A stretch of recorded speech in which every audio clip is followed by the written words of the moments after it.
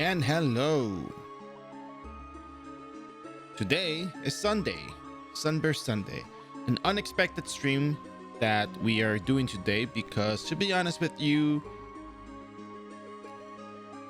Sunburst, Dragon Breath, sorry, not Dragon Breath, goodness, Rune Knights to 150 has actually been very fun. So I'm gonna send out notifications first, and then we're gonna get started. But remember, we have a battle menu running and we're going to actually jump into Face Room Nest. We're going to do hard mode, but more on that later. I'll talk about it once I get notifications out. And yes, we'll be right there shortly.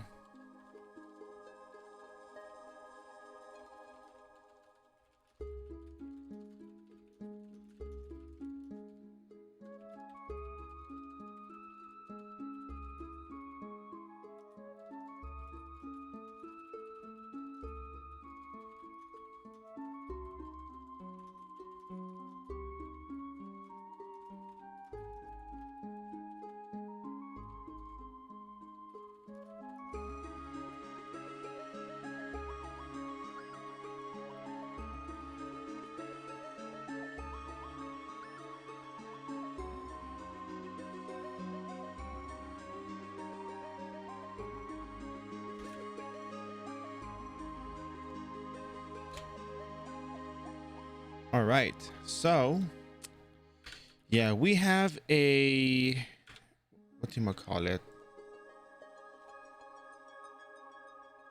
We have a battle menu running right now at the moment.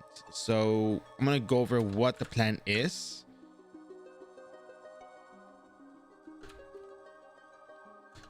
And then we'll jump right into it. It's actually not that difficult or complicated. It's just more, we have an evil druid armor, we have some runes that we want to use, and there's a lot of exp inside Face Room Nest hard mode. The only thing is you have to pace yourself, because if you try to go too fast at it, you are gonna be overwhelmed by the face worm. Yeah, just face worms. So I'm gonna remove the loading screen just so people know that we are on. And give me 1 second real quick, just gotta do one last thing.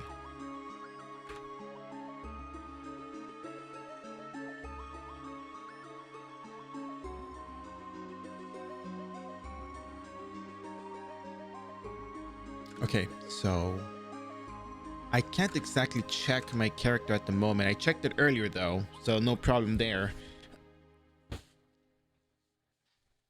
But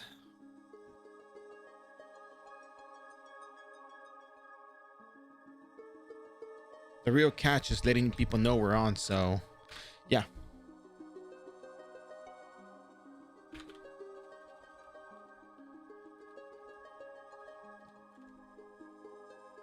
All right. So let me see how to do something I'm trying to figure out.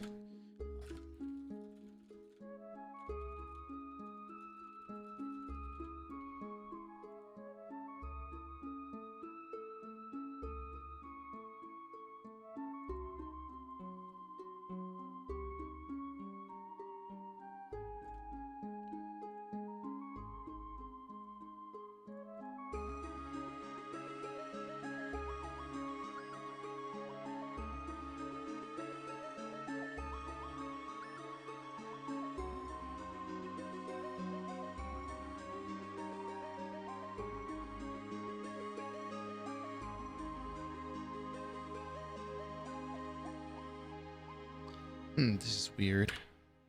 I should have not added this.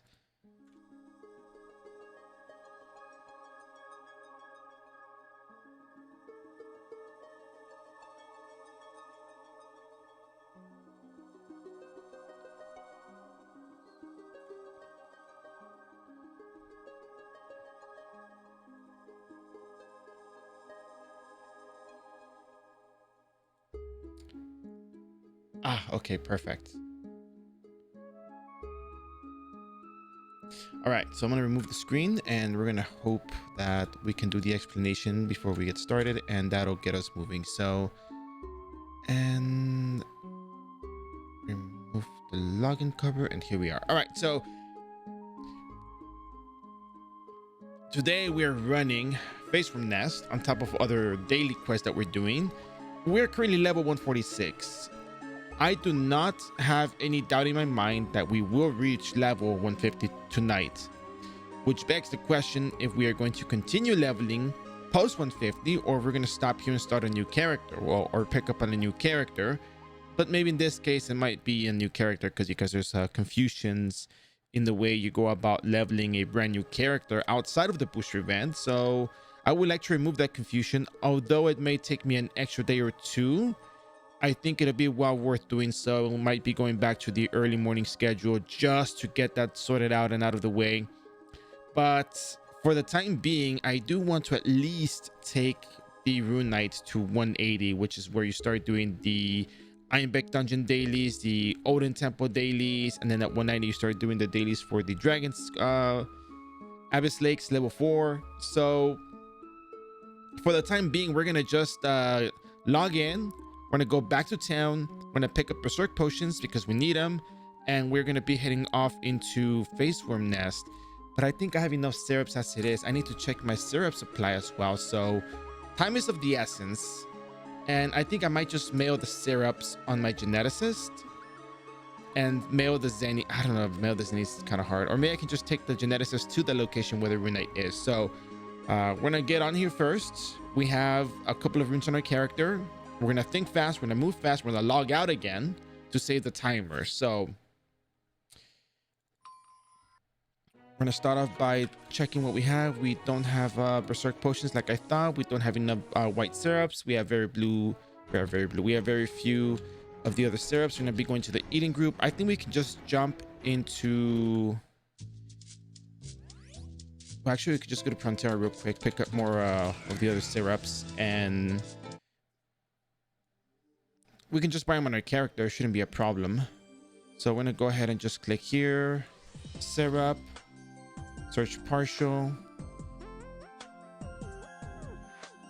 We're gonna buy 60 of these.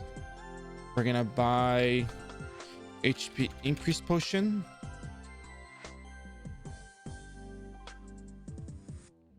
Buy 5 of these. We're gonna go buy SP increase potions because we're gonna be spamming a lot of that one skill in there.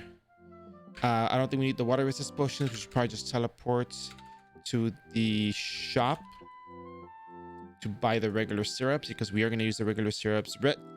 Red syrups may be a good idea. I think it's a very good thing to pick up on, but I have to spam them to actually make use of them. I have 3 of each rune that I actually use. So we're going to go ahead and just go here. We're going to buy 150.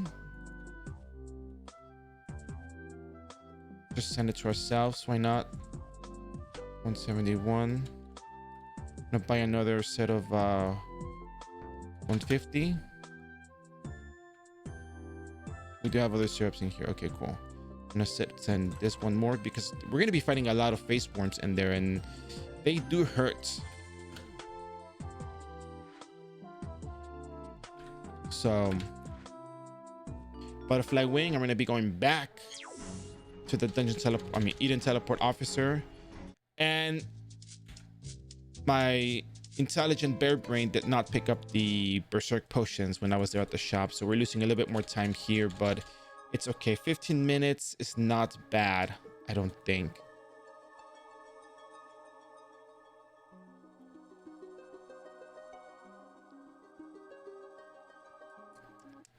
Yeah, should be fine.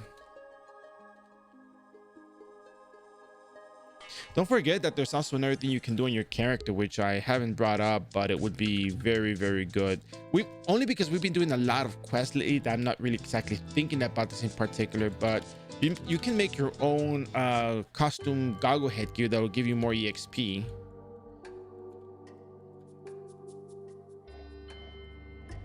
So you do kind of have that going for you as well. Also, I want to emphasize we are going to be using the +7 illusion armor because it has 1 rate attack and increases additional attack for every 2 refine rates. So okay, we're gonna go in. Yes. Now carefully, we're gonna choose hard mode. Hard mode. Okay, so here's the deal. We're gonna be wearing this because it gives us more attack. When you're at attack, additional 10 attack for every 2 refines. We're gonna be wearing our Doe insecticide weapon. We're not gonna be using the Pew set for this. I'm gonna relock real quick. Wow, the face room spawn. So with Evil Dread armor, you're going to pretty much take no damage from the face worms poison attacks, because what they do after you attack them, they just stand there and spit poison at you. So if you're not wearing Evil Dread or Argiope, whatever you want to pronounce it as, armor, you are going to be taking a lot of damage from all the face worms. But keep in mind, they're not physically attacking you. They're just spitting poison at you, if it makes sense. Just a poison attack. So we're going to see how well we can fare here. And yeah, so now they're just spitting poison at us. Look, we're just taking 1 damage. They're not really attacking you. They're just poison spit or something like that. So we're starting at 74.9%. And let's just see how far we get.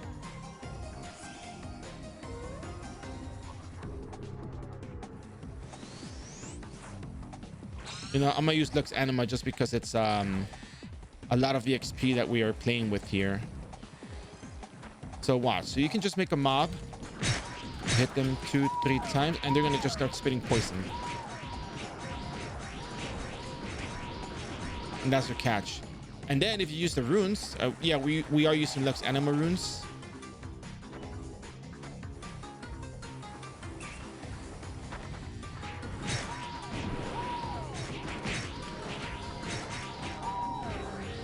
You can effectively wait. What percent did I say we were at? 74%.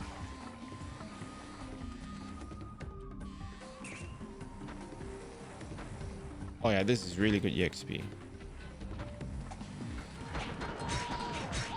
But yeah, you have to keep spamming your syrups, because it is very likely that in the vast amount of monsters that you're mobbing, you are gonna take lethal damage, because they're hitting you with physical attacks before they start doing their poison attack.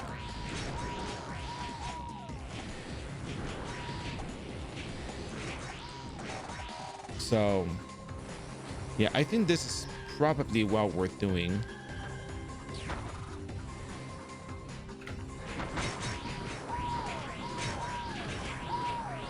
Oh, we already leveled up. Look at that. Good EXP. I'm gonna just skip the Detriment Dexta.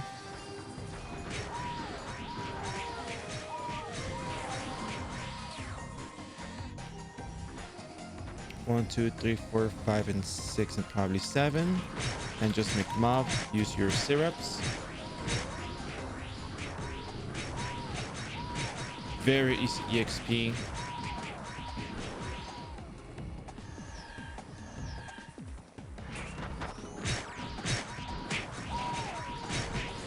Look at that. You're doing what, like 90,000 damage without the Pew set on just runes.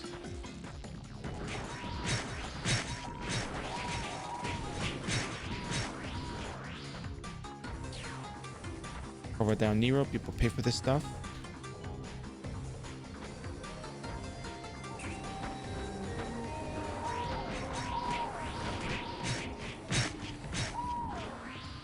And friendly reminder, do not overmob. I know it's very easy to do so because, you know, it's very easy to gather the monsters, but trust me, it's not worth overmobbing and potentially dying.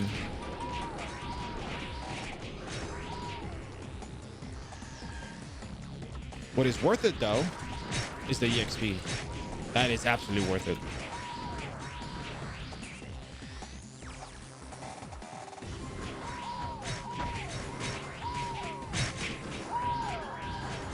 Just like that. Honestly, Rune Knight has it really good here.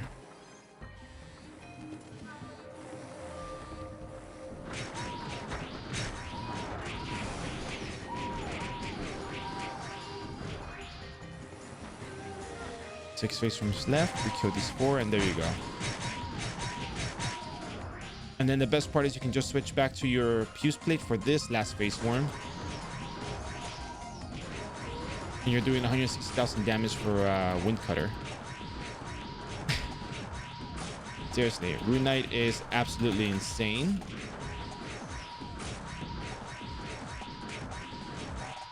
And probably one of the easiest classes to get into.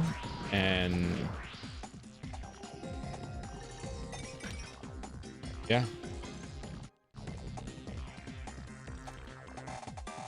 Let me see how difficult it is to take out these things. 1, 2. Yeah, I can take these out real quick. So I'm gonna take out these pill bugs before the face worms spawn.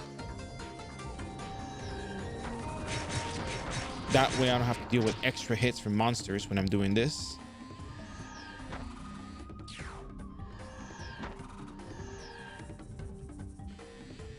We gotta get back real quick because it's about to spawn. Equip our Evil Dread armor. We will need it. 9 minutes left, so we kind of have spent 5 minutes in the first part. That's good. I'm gonna start moving upwards for this group of like God knows how many of these things, but I'll take care of them. And I don't see Carbodan Nero, and here I see the Tremendexta. And I'll take that. There's another group of a few of these. 1 syrup. 2 hand quicken, and there is a face worm card on the floor.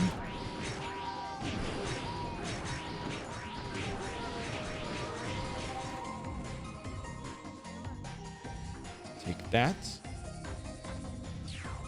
Is it worth anything? Probably not, but hey, ding.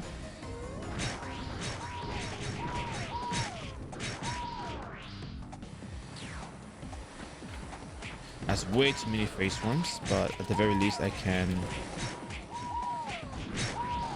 do this and survive, get away with it.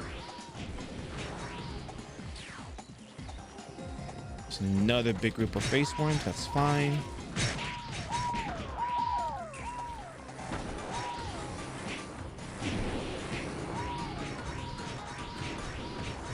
I almost gotta have another level. Look at that. So close to yet another level.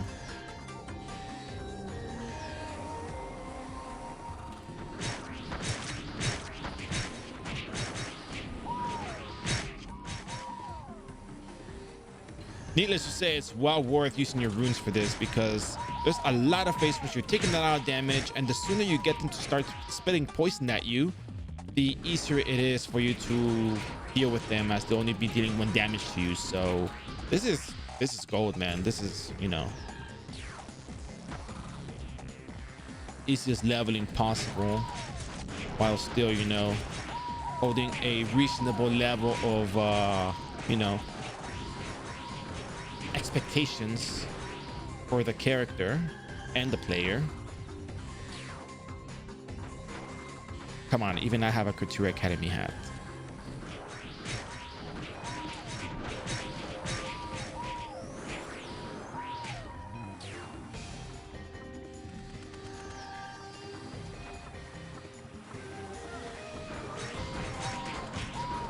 There's a lot of face worms and taking a lot of damage. And that's fine. 41 face worms left. I'm gonna start spamming this thing over here. I'm gonna use another of these potions because I can see that it's starting to run low.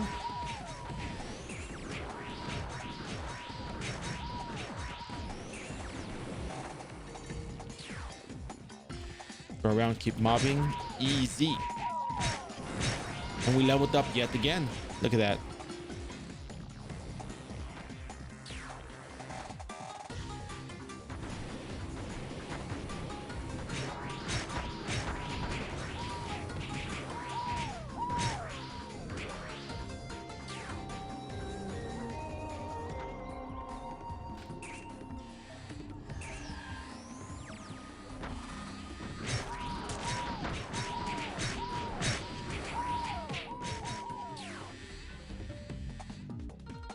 You guys remember the trick with the face worm?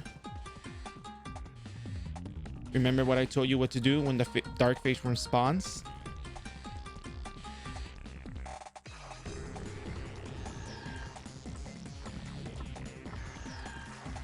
Or if we can get to the... There we go. 1.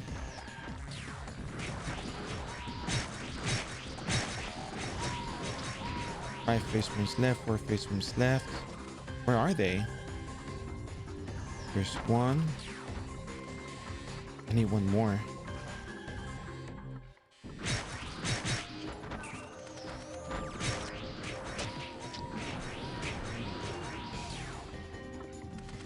Four minutes left on the timer. I'm losing precious timer here. Oh, here's another one. There we go. Easy. Well, not as easy as I hoped it would be. Over here, we're going to be switching back to our fuse plates. We're going to grab that phase one. We're going to bring it up here because normally it spawns these 4 little shadows on the ground that spam water ball on you. So what you want to do is you want to bring it up here. And then only summon 1 of these little water ball things on the floor. You'll see right now when it starts to hit me with water ball. I'm only going to take 1 instance of damage. You'll see it where my cursor is right now. You should expect to see it there. And if it summons the water ball things, then yeah, that's when I'm going to start taking damage from. If it doesn't, then that's nice, right? And I didn't take damage from anything, so we're good. I'm going to switch back and want to start running like the wind because we have 3 minutes and 52 seconds left on the battle manual buff. And I gotta say, for the 7 minutes or 15 minutes that we had, 15 minutes. For the 15 minutes that we had, that was absolutely worth it. So we are on Deadly Illusion Armor and we're gonna start running like crazy right now. Talk to the NPCs. Hello Chaos, hello Iris, and off we go.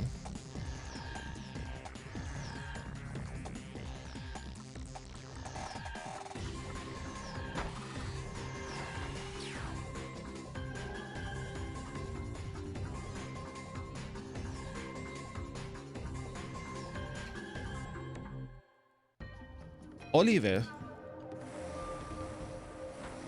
So we are using Deadly Illusion Armor once again. We have a huge mob. I think this is a little bit too much.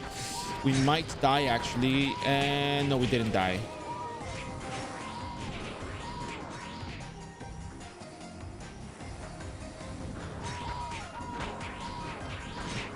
There we go.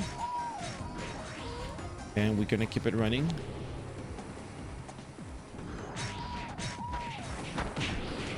Looks overwhelming, but no, we just gotta keep spamming our syrups. 1 second cooldown. And no problem whatsoever.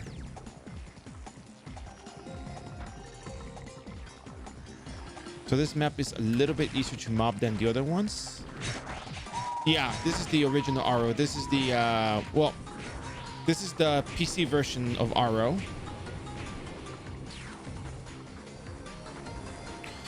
Crap, this is way too much damage, way too much damage, way too much damage, way too much damage, and we lived. Sphere Dynamo, and we can just walk a little bit closer to them. There we go. We have 1 minute and 43 seconds left. We can clear the rest of these 70 somethings. We would be in a very good position to probably get close to another level. We probably would have gotten a total of 2 levels at this point.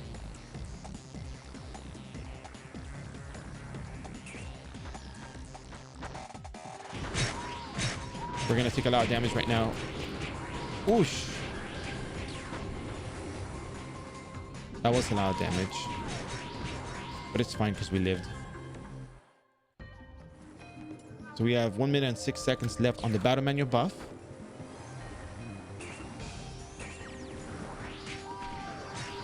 And we're taking a lot of damage. We might be overwhelmed, and we are not overwhelmed as of yet. We survived.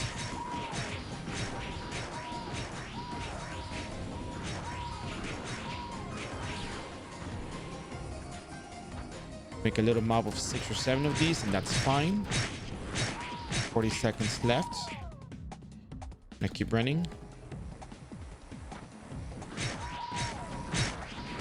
But yeah, this is the original server. This is the North American server. 24 seconds left. Let's just keep running and let's just grab all of these.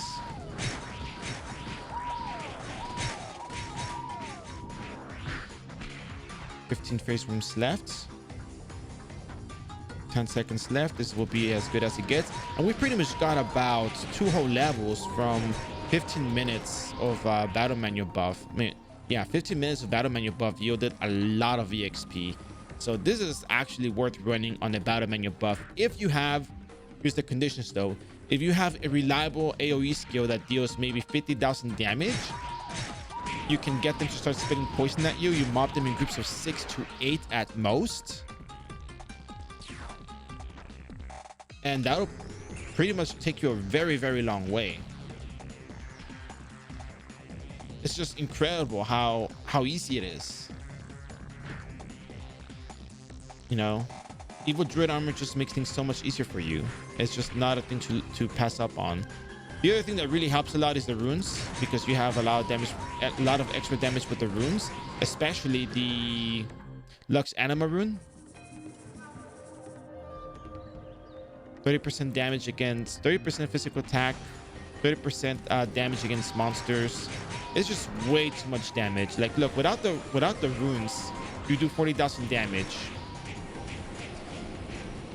Well, I need to load up the damage, load up the rune actually. So, Teresa's Giant Growth, Asir, and Isia.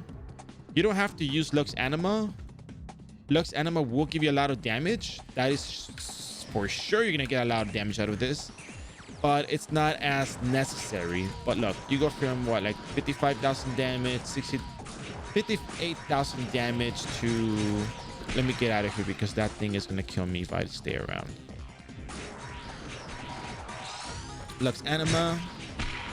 Let's move this thing out of the way.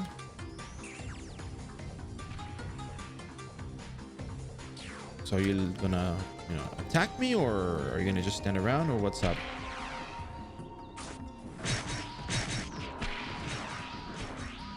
So I go from 58 damage to maybe 86,000 damage. So you get like 30,000 damage out of that. And that's very good damage. It's just unexpectedly good. Oh, and by the way, at this point, when you're fighting just a single Dark Face Worm, you can swap back to your Fuse Plates.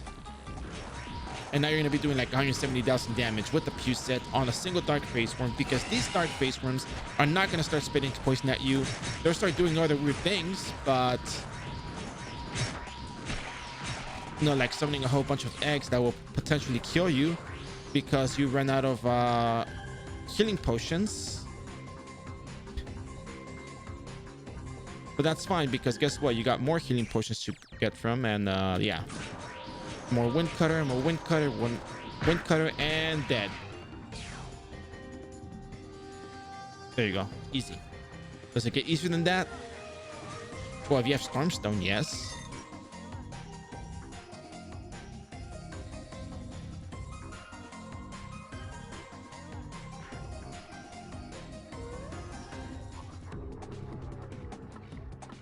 All right, cool.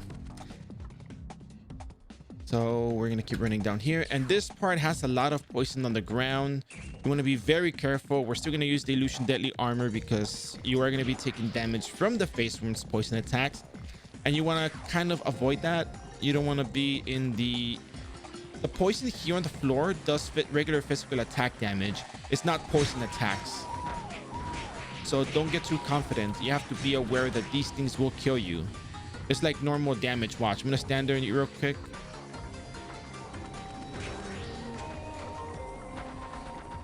It's like, it's just auto attacks. Depends on your level. There's a level range that I have for these things.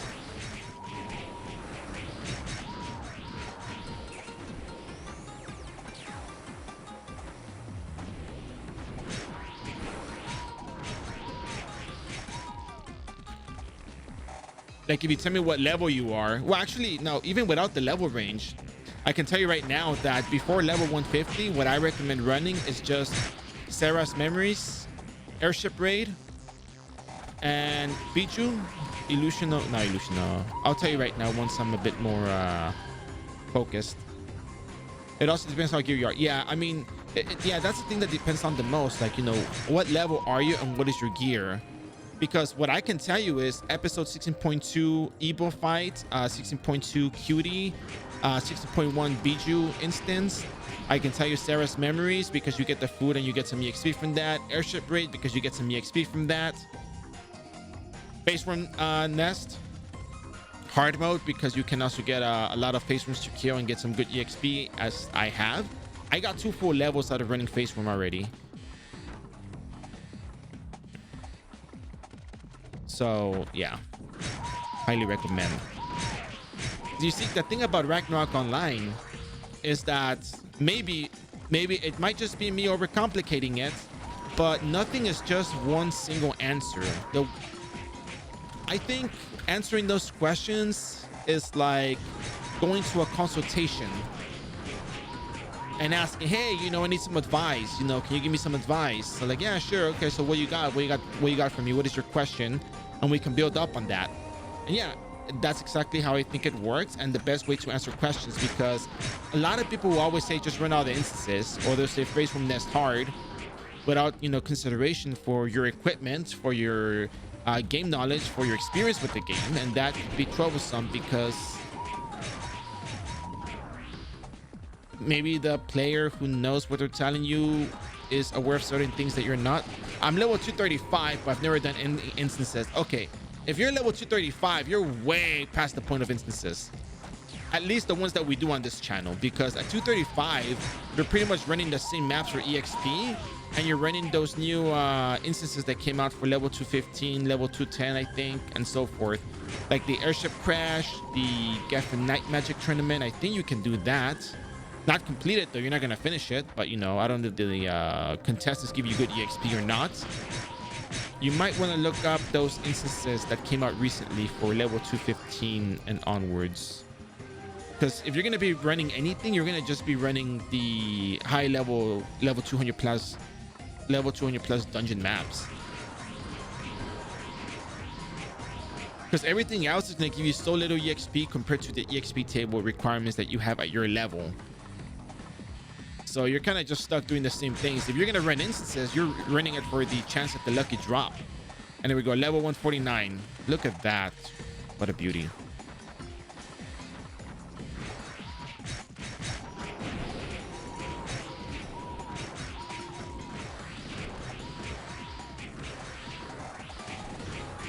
But yeah, no, instances at this point are more for like just farming stuff. Well, at your level, because you already have a lot of you're very high level. Your EXP requirement is so high that these instances don't even scratch the surface of how much you actually need.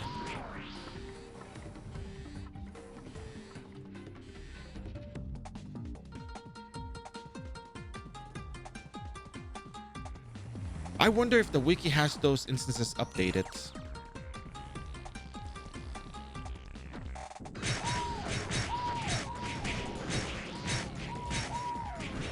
Like if they're on the list that says, oh yeah, you know, instance list on all these instances listed out.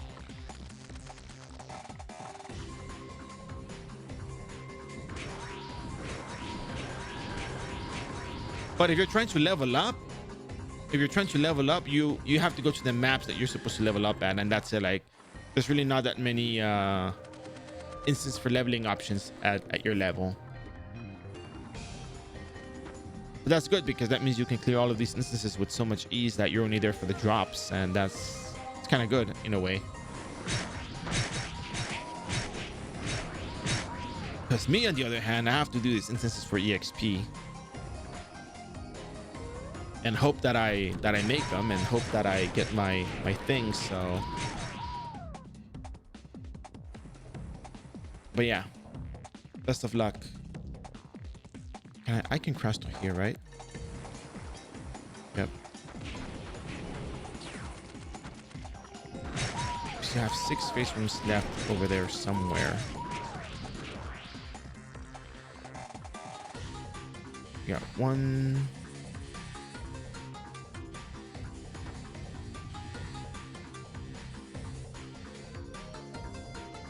think they're going to be north of here.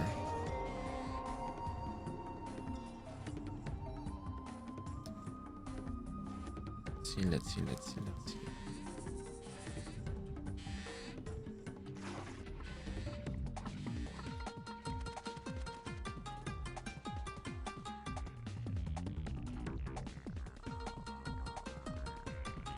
I'm gonna kill this one because it's taking up my rune timer. Okay, so 5.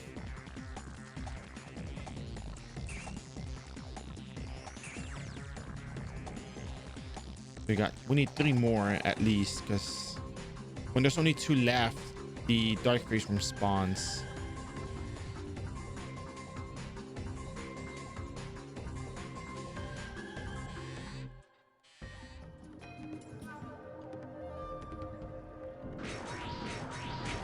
You know what? At this point, I think I'm okay with just the fuse plates.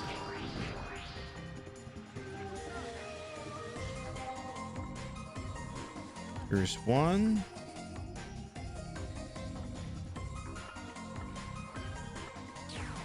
Here's 2. All right, cool. So now we get to fight the dark phase from here. Pick up over there, Nero. And again, you're gonna see the poison spawn. I'm gonna tell you when to look at the ground.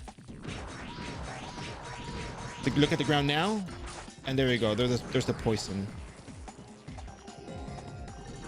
So keep an eye on your surroundings. When you see some little bubbles up here on the floor, you have to move out. I'll call it if it shows up again.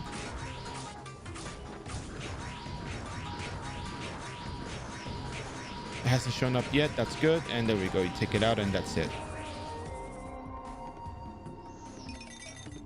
All right, so we still have some rune timer left. We're gonna try face the dark face. I mean the face from queen. We'll see if we get lucky with this in any way, shape, or form. So, which I highly doubt, because we might freeze. Actually, we could probably just switch between armors, but I don't think it'd be that bad, right? I mean, what's the worst that could happen? As long as we take it out within 4 minutes, we should be fine, I guess. But we got our 4 snake skins for the day, so that's good.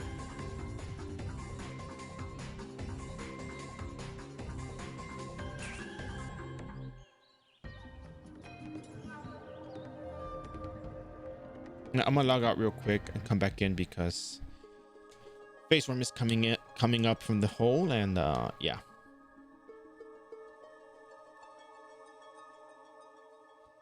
We'll see to it.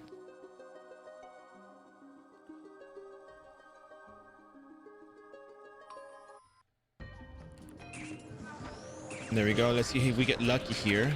Magnum break, and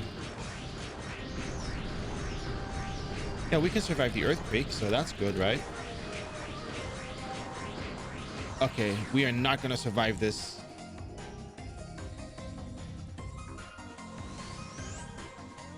Oh God.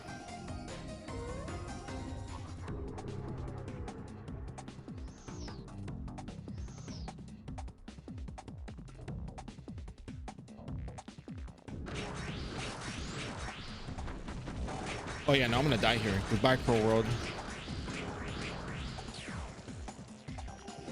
Yeah, screw it. I'm dead. Oh God, 50 damage. Yeah, okay. 50 HP left.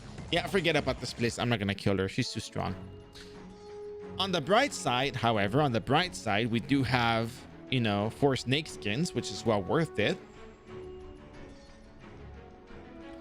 So now we can probably get ourselves together and start doing our daily quests. So we are currently in a place where it may not be as necessary to run Sarah's memories, because we do have enough Zenny to buy her potions. But it might be fine to do it just because we have the... We still have the need for running instances, you know. You do get some little bit of EXP. Not as much EXP as you'd hope for, but it's still some EXP nonetheless.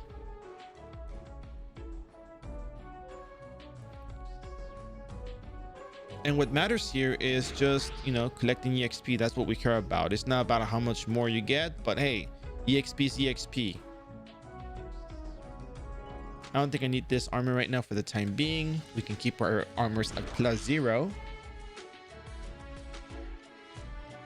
And yeah, we don't have to use these runes for the time being either. We're gonna save them for our runs at the bathhouse. But we're also gonna open up with a quick trip to one of our favorite dungeons of all times. You guys know what that is, right?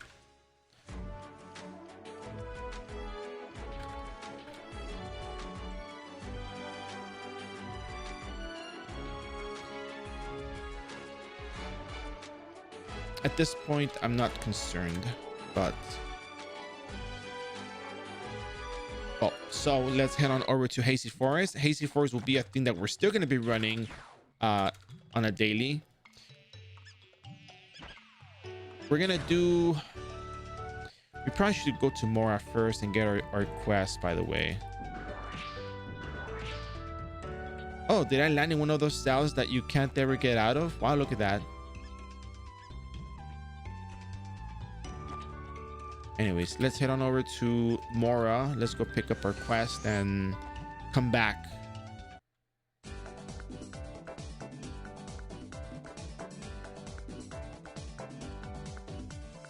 I have to find teeth again. Anyways, so I'm gonna talk to our NPCs. We're gonna get our quest for the Hazy Forest.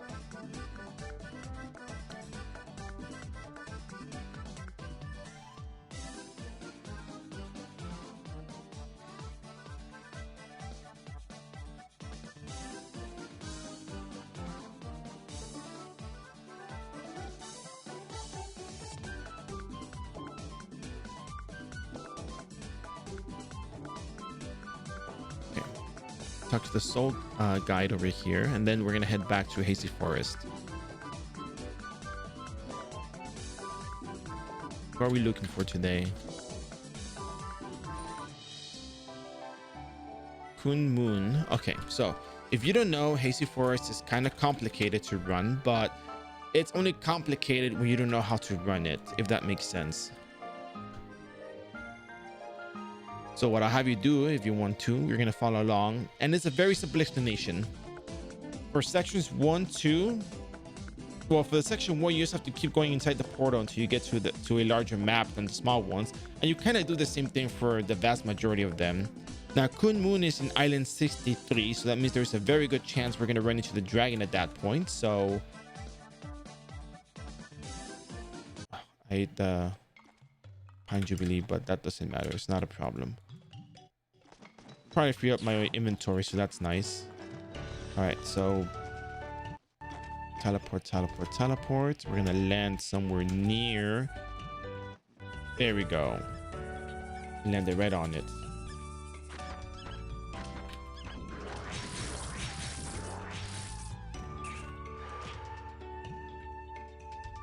Enter the tunnel.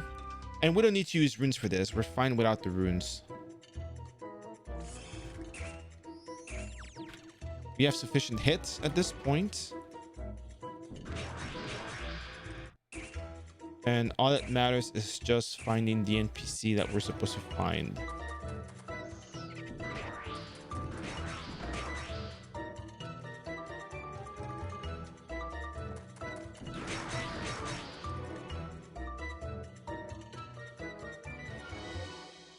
Alright, so we're supposed to defeat little Fatums. Little Fatums, however you want to call them. But we also get EXP from these monsters, so it's not a bad idea to kill them. Ooh, Mystic Rev Runestone, I'll take that.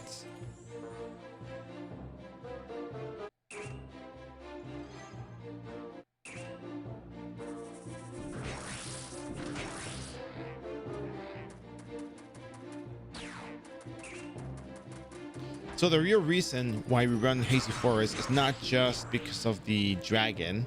We run it for the Mora coins.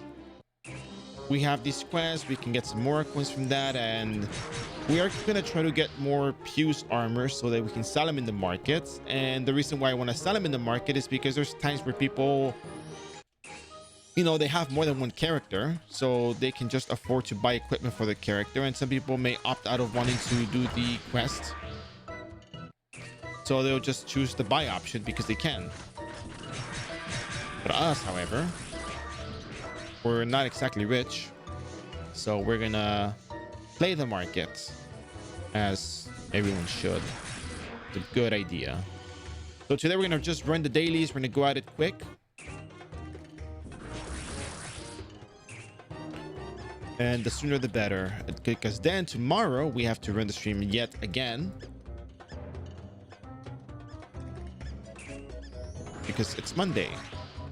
So, and at that point I'll decide if I want to continue to level up past level 150, which I think I will. Part of me really thinks that a lot of people could benefit from the level 150 plus content. So I know that it may seem kind of tiring to just see the same skill wind cutter the whole time, but that's exactly the build that we're using. And the reason why we use that build is because it's the path of least resistance. It is the easiest possible build that will enable us to do so many more things. Yes, we are not going to be able to hit certain monsters that have higher flee or perfect, you know, not perfect dodge, but they have agi up, so that makes it difficult to hit. And we don't have perfect hit on our character, so yes, that may be a bit of a disadvantage to some. But matter of truth, matter of fact is, that doesn't stop us from leveling to the point that we're leveling at. Yes, Cutie has agi up, Evo has Cutie, Evo has agi up, but that didn't stop us last time. Why? Because we had counterattack. We can just spam counterattack until the, you know, agi up faces out. And that's actually pretty cool, if you ask me. So,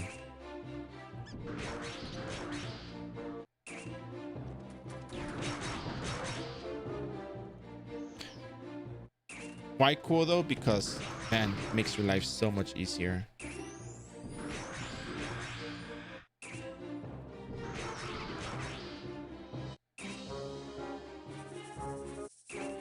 All right, so we are at Rover the Strutter's Island, which is perfectly fine.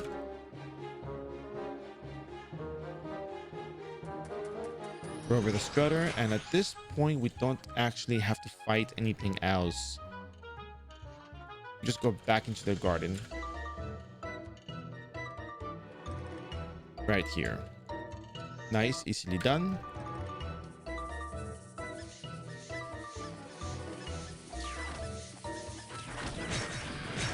Oh look, we got a card. Miming card, great. Okay, well. Anyways, the light granule is probably better. I think the Anger Mantis card is pretty good for headgears on crit classes, so.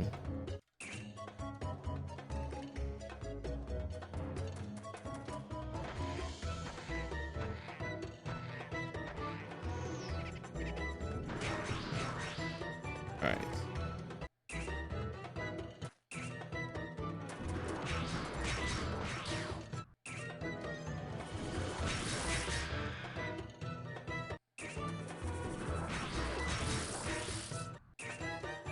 Mona the Seed Seeker. Okay, so at Mona the Seed Seeker, once we get past this one, this is where we have to start checking the other islands in case we don't see the dragon. If we don't see the dragon in the 50th island or 4950, then we have to go back into the 55th island. I know it sounds confusing, but if you go to the Hazy Forest link and you go to section number 7, you're gonna see Mona's Garden takes you to section 8, and then from 8 you go 47, 48, 49, nothing in 49, you go to 50. And if you don't find anything there, you have to go back to the Namun Garden, go to 51 all the way to 55, and then check that little island, because there's been times where I ran the whole thing and I didn't find the dragon, and it's because it was in that one island. So we're gonna check over here, and no dragon. So we're gonna check this other island over here, and there is, yeah, no dragon. All right, so once we get back into this spot, it's Namon. So we go down here, we go up, and this will take us to island 51, and this is 52, 53. Let's take these out because they're just here. 54 and 55. Here's the dragon.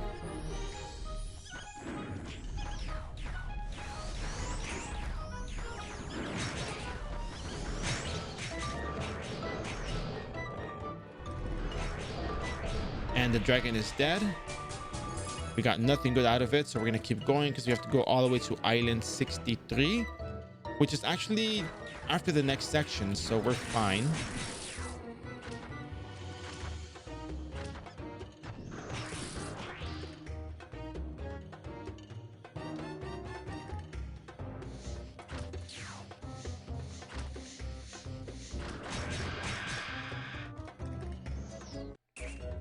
So we're back at 51. We're gonna go up here. We're gonna be taken to Namon's Island.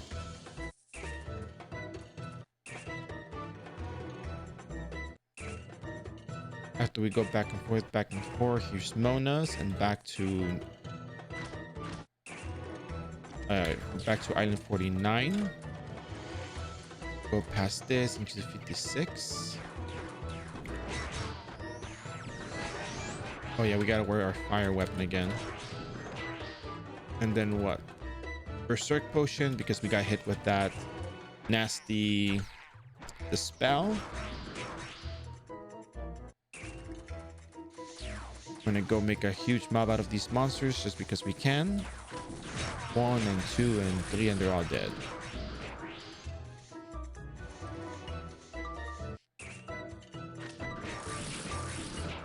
So this is island 57, I believe. 58.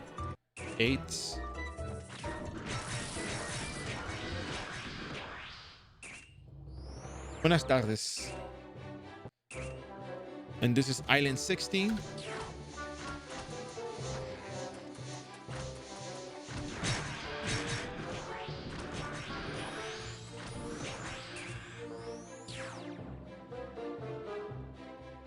And this is island 61.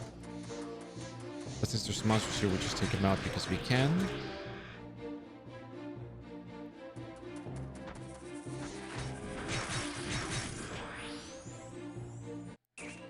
And then this island 62. And Kun Moon is on island 63. So we're gonna find Kun Moon here real quick. Here we go. Kun Moon's remains. And we get one more coin, and we get 4 more coins for the reward. Kun Moon, how many could we have gotten from Kun Moon though? Kun Moon was 1 to 20 coins. Oh my god, and we only got 1 coin. It's tragic. It is honestly tragic. Oh well.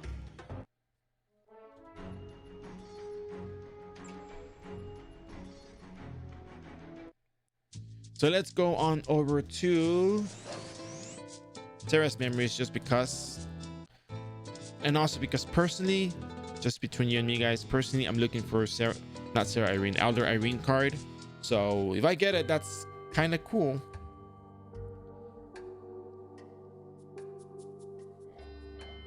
If I don't, well, yeah, it's a bummer.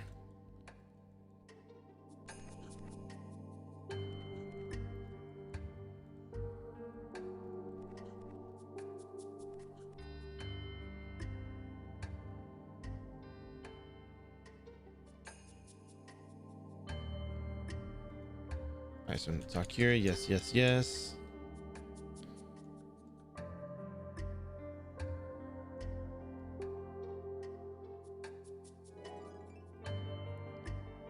Boot it up.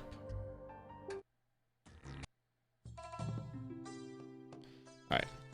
So once you're 150, you know, you kind of don't really have to run this, but we only run it because it pays for syrups that we used on a daily.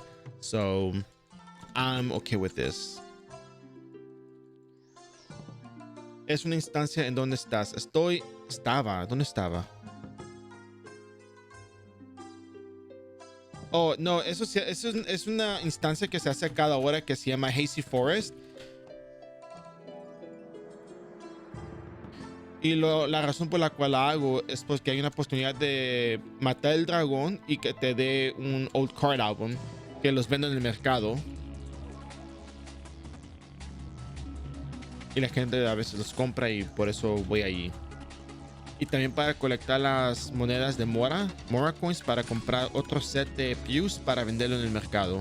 Ya que mucha gente a veces nomás compra las armaduras porque tiene el Zenny y no quiere hacer las misiones para obtenerlas. Y está bien, o sea, eso abre un mercado para la gente que puede hacer las misiones.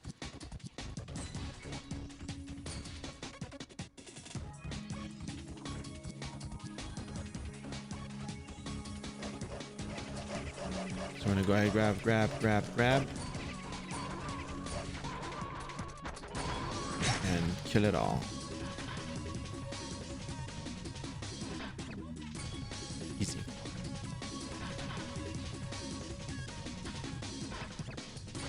But yeah, we're gonna hit 150 today, so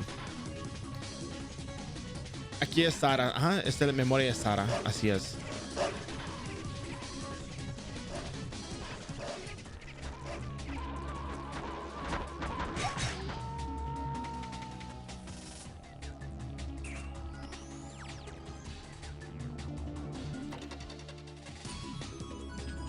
So we're also gonna be running some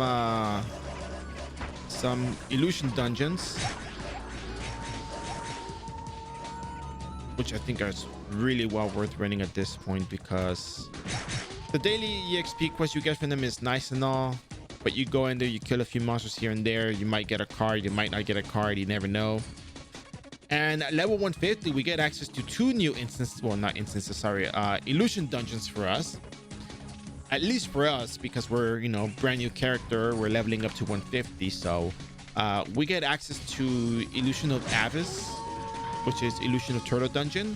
And we also get access to Illusion of Teddy Bear, which I think is actually a really, really cool, you know, thing to check out. But then we also have other daily quests that we can do, which are the Tartaros. Not Tartaros, that's later.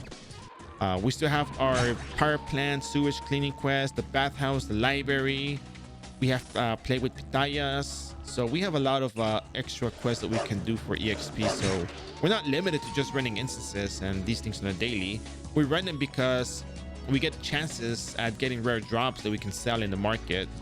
So it's not just like Zenny's just farming one single raw item every single time, one single card every time.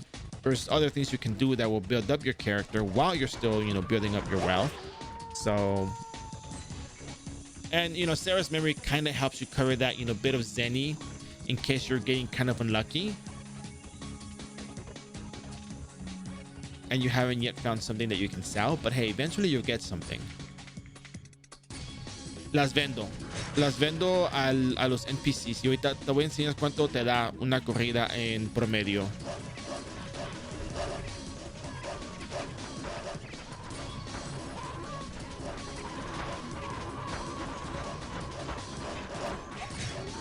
I wanted to kill him all in one go, but oh well.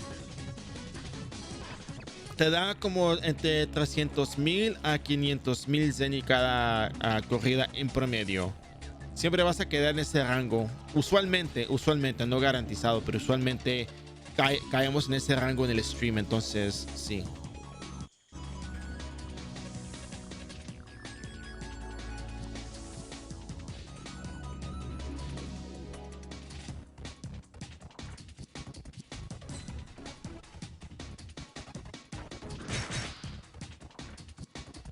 So yeah, I think at 150. Oh yeah, and also we also get to fight the big boss in the Nightmare Clock Tower, which is another pretty decent spot.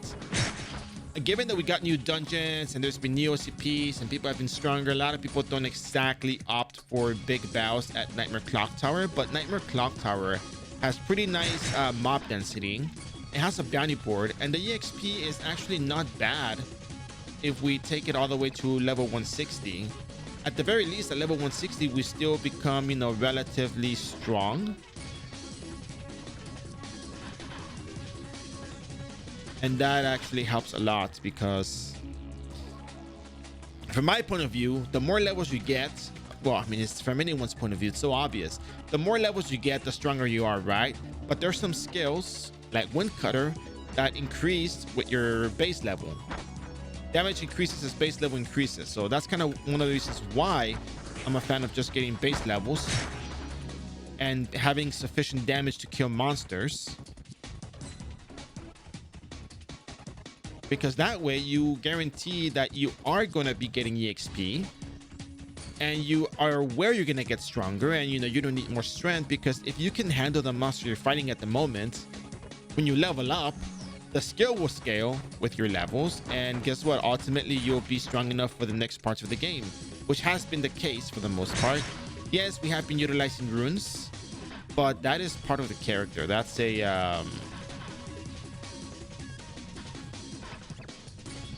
I mean, how could you not use it though? That's what I'm saying. How could you not use the stuff that's available to you? We used to do 20,000 damage before, a long time ago, and now we do 50,000 damage. So if I run airship raid today, I'm not going to be able to run airship raid tomorrow morning.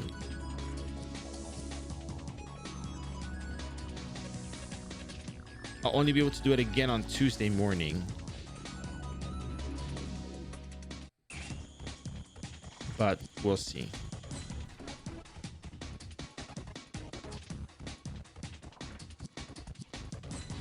Blah, blah, blah, blah, blah. And by the way, we're not doing this for the EXP at this point. It's not exactly, well, it's not just the EXP because it's so minimal at this point. 18.6, 22.3. I mean, that's fine.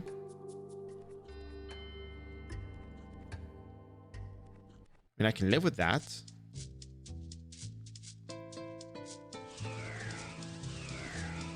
But at the very least, we benefit from the foods. We get a chance at Elder Arena card.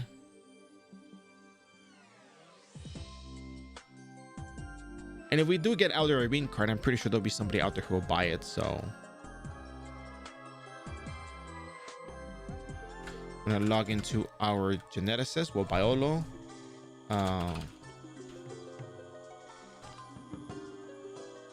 I logged into the wrong one. Give me 1 second real quick. I logged into the wrong account. ¿Aún no tienes nivel para ir a hacer las diarias de Verus o sí? Pues las diarias de Verus las puedes empezar a hacer 140.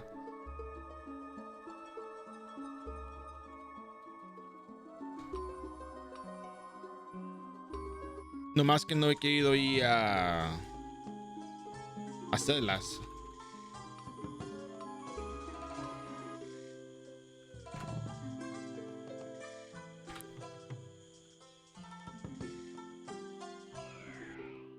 Porque para serte sincero, no me rinde el tiempo para hacer todo. Pero tengo que organizarme porque los streams me están tomando más tiempo para terminar, ya que hay más contenido que se tiene que hacer.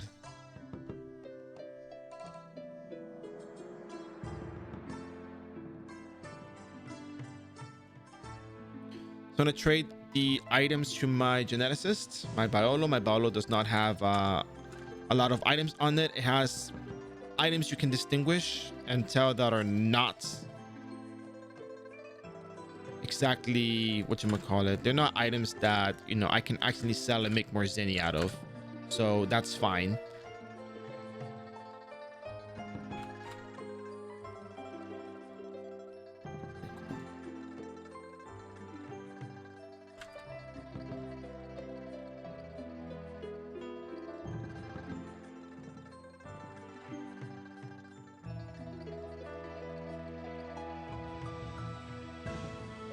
And one more trade.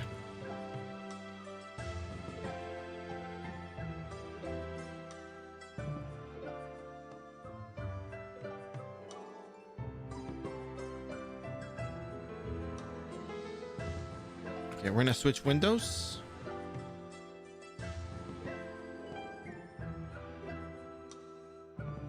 We're now in the geneticist. The geneticist does not have anything out of the ordinary.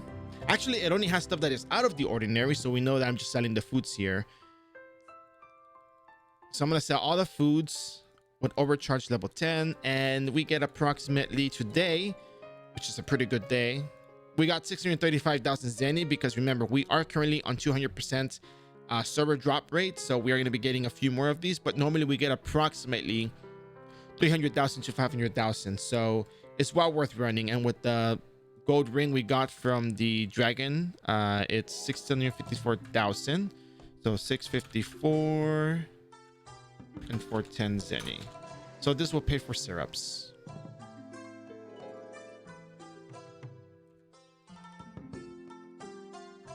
So we're gonna give the Zenny to our characters. The Dragon Knight does not take anything. Well, the Summer Dragon Knight, that's the name. So 654, 410.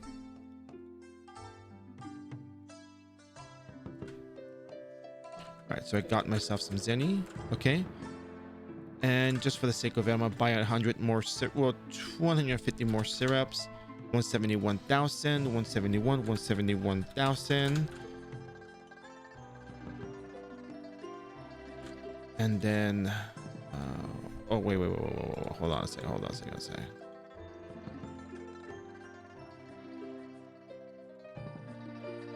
gonna give this to him and 171, 1, 2, 3.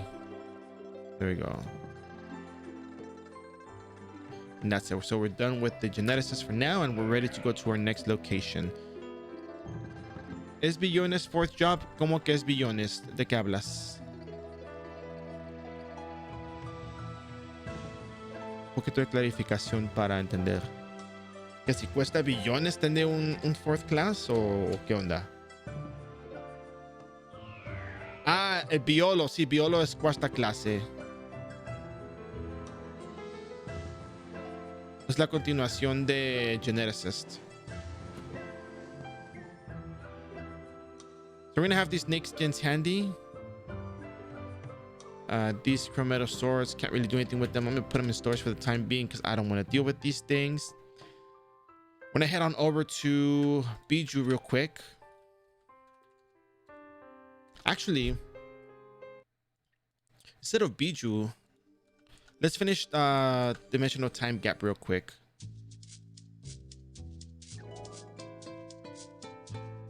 I think that's probably a little bit more important, just so we're too distracted, because then we have illusion dungeons. We should probably do illusion dungeons next, or we should probably leave until we're 140. That'd be kind of cool, right?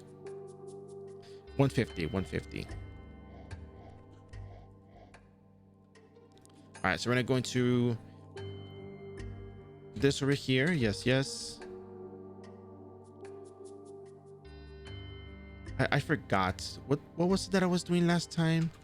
I was running this, but to get the double spawn I would have to run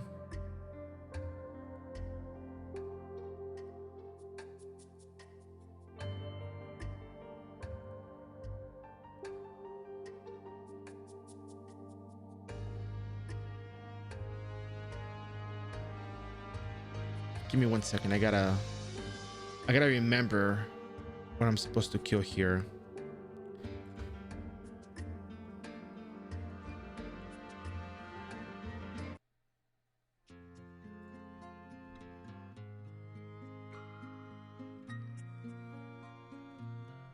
Hold off a minute or two. Just checking my previous VOD.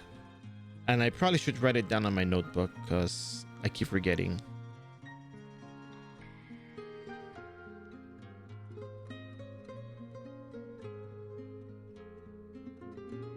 So when we go in, we start by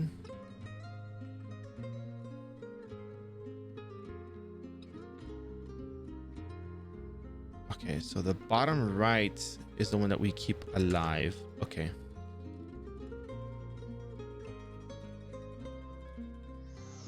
Yeah, I love this song. Like when I do the runs, I'm pretty excited about it. So this one, we're gonna just tag.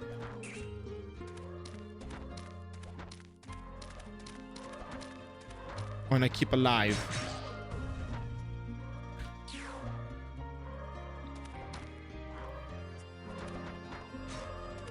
So now that we defeat them, there'll be another set of monsters spawning.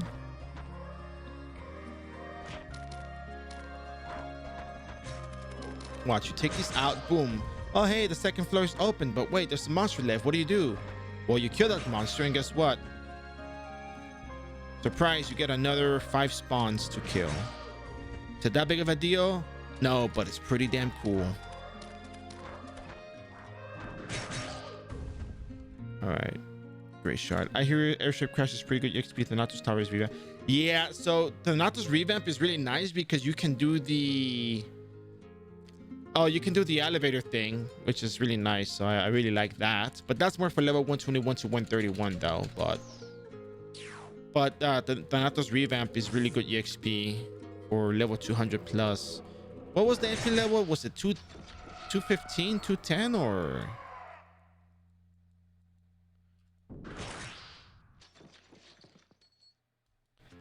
Because I have not ever gone in there. I'll tell you that much.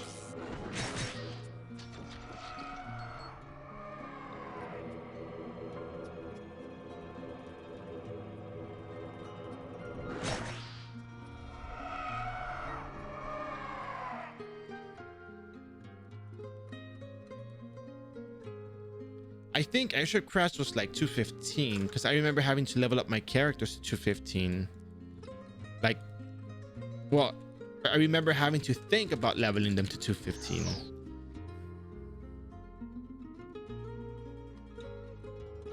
That's more like it.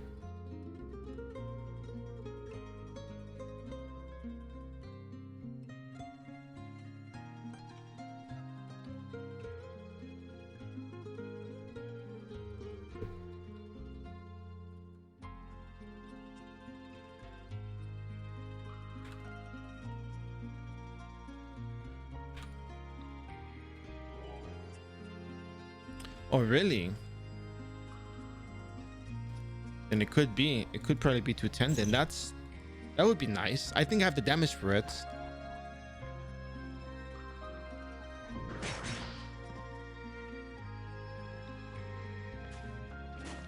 Oh.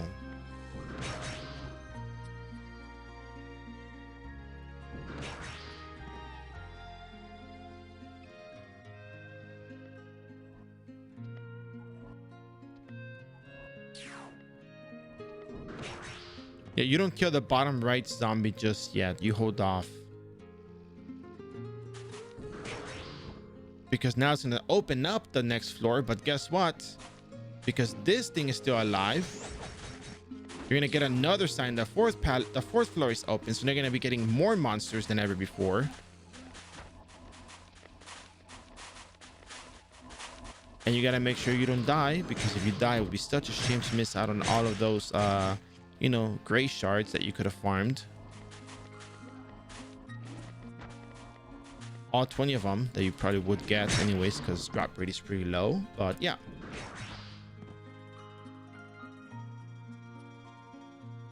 When we pick everything by hand, we just click, click, click, click.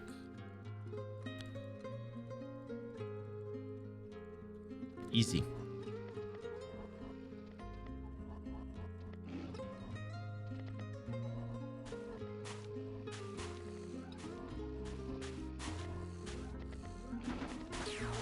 We'll come back for that zombie.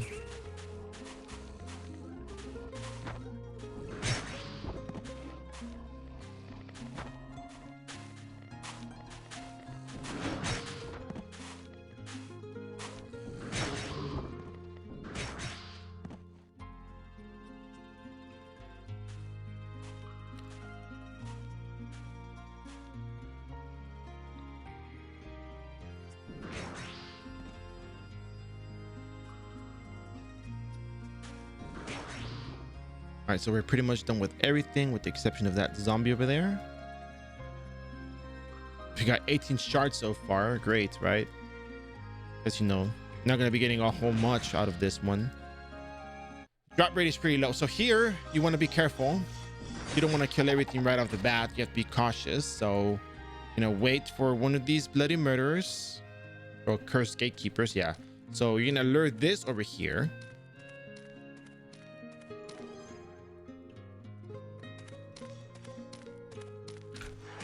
Dragon howling. It'll stay immobilized for 2 seconds. Good enough for us to get away.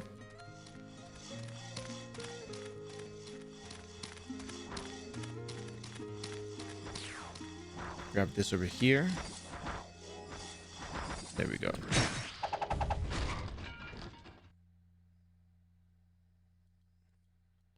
I'm gonna go back around, grab these monsters. That thing is just 1, 2, right? Yeah, 1, 2.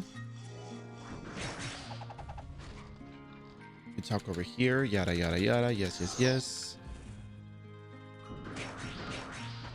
1, 2 shards. Great. And then you go over here. Over here, you kill whatever's left over. And the passage to the next floor is open. But guess what? You have 1 bloody murderer left. So you kill that bloody murderer, and guess what? Now you have another loop of monsters to kill again. So you kill these monsters.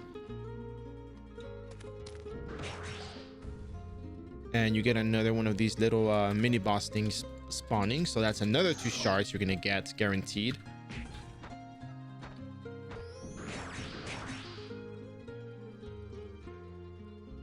And then since there's no more bloody murderers, that's the last one you get. And off to the 5th floor you go.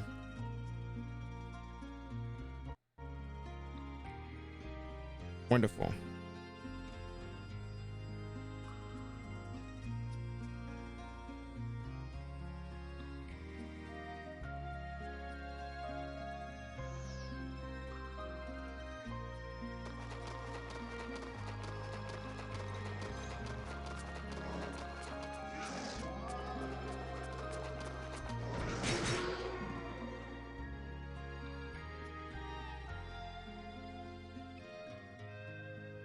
So yeah, it's very straightforward, honestly.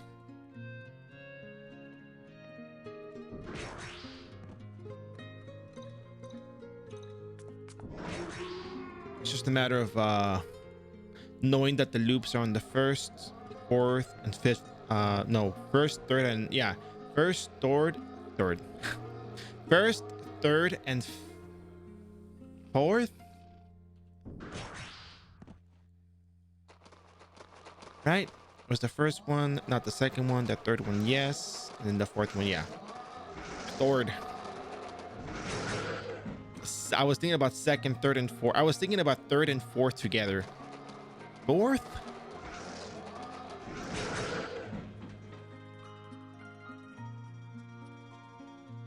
Yeah.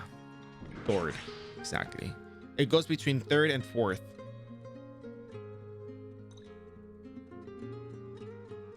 That's 3.5.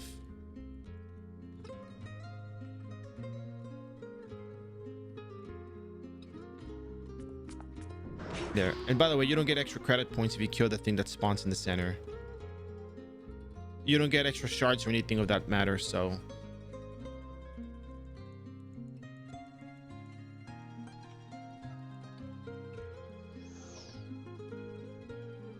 All right. So we're pretty much done with this. Stand at the portal when it ends, when you be getting kicked out.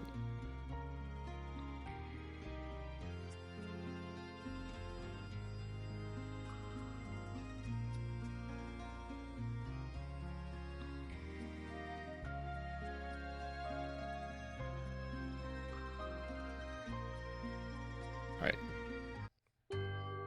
So we're done with this one, and we're gonna head on over to the next location. We got 35 shards. That's pretty nice. Yeah, I did the face worm nest. I got 2 levels right off the bat. Like, it's just really cool. So what we did do was we used the runes because there's a lot of face worms. We swapped the Puce plate for the +7 illusion armor with the Evil Druid card, and we swapped back to the Puce set to fight the dark face worm because there's no reason to keep using the illusion armor, given that, well,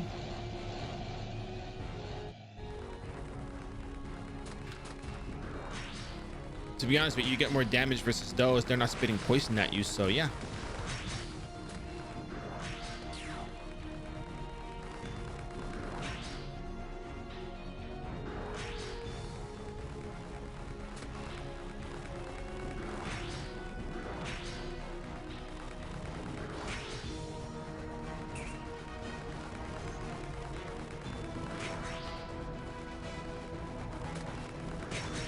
Yeah, so I was thinking about maybe going all the way to 180. I think 180 might be the level to go to because a lot of people struggle getting to 180. Oh, I think that's it. I think we needed just the shoes. I think we had the airship cloak.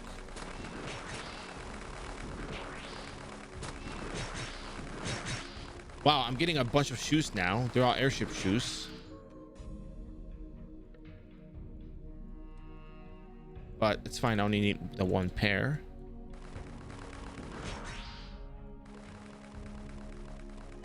But yeah, so I'm thinking about maybe going all the way to 180. I think I have something kind of outlined so far. 5th pair of shoes. Goodness, a lot of shoes dropping today.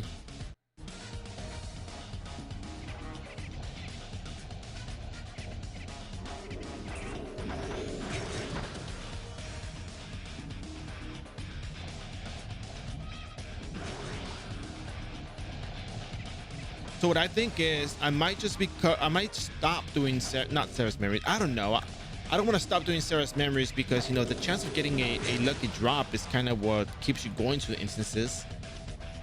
But if we were to focus on EXP centric, you know, instances and dailies, it would probably be more along the lines of 17.2 and the level 150 illusion dungeons and 130, like Vampire, Frozen, are probably the things worth doing the most.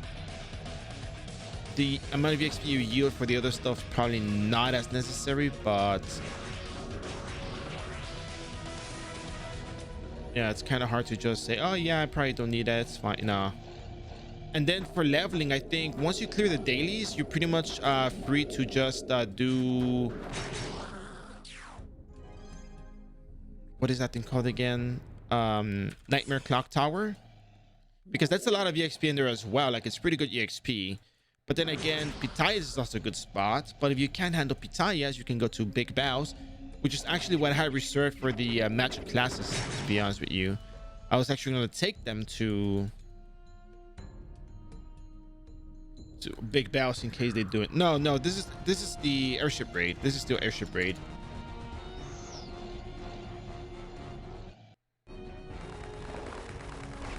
We've been doing this the whole week.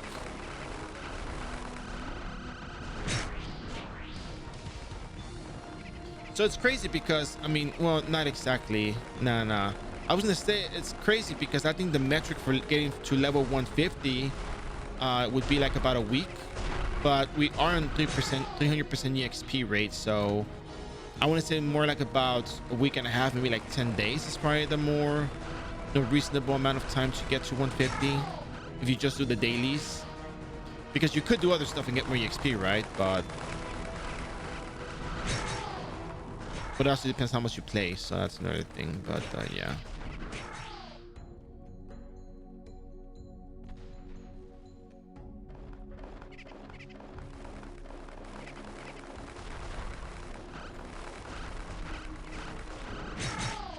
I think it was just the shoes that I needed. I don't think I need anything else from this place.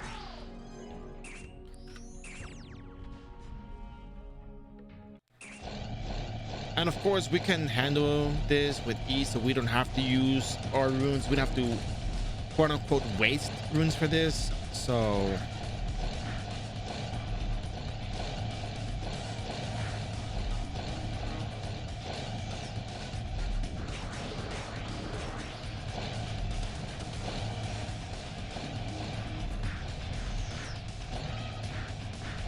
and I think I might be putting points into dexterity.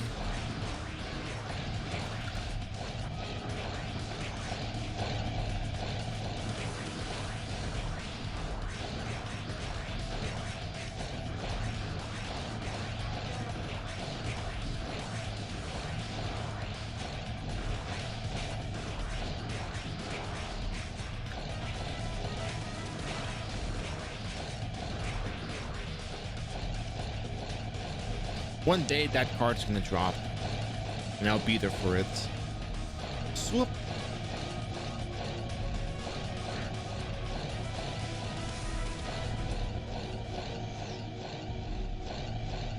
So 23.12.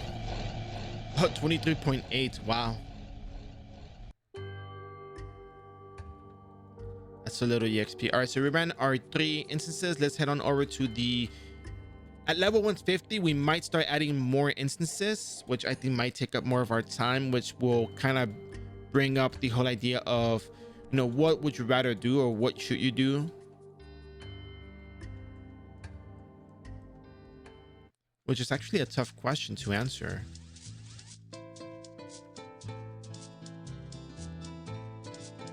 Oops.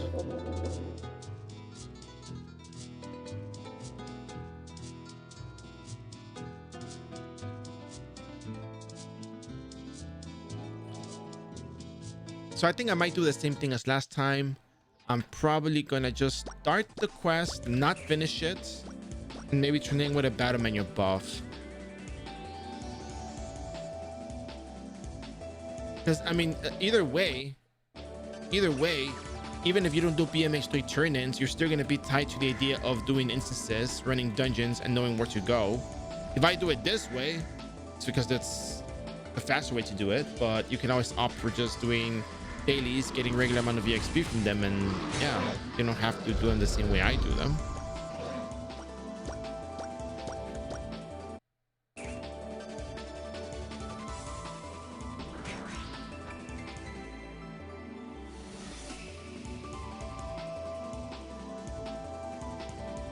All right. Ooh, that's a lot of damage. We're probably gonna die. No, not die. We're strong. Oh, Elder Branch. I'll take that.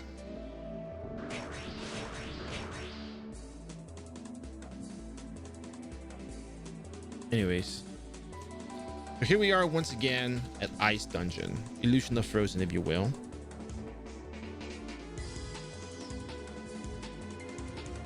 Running instances.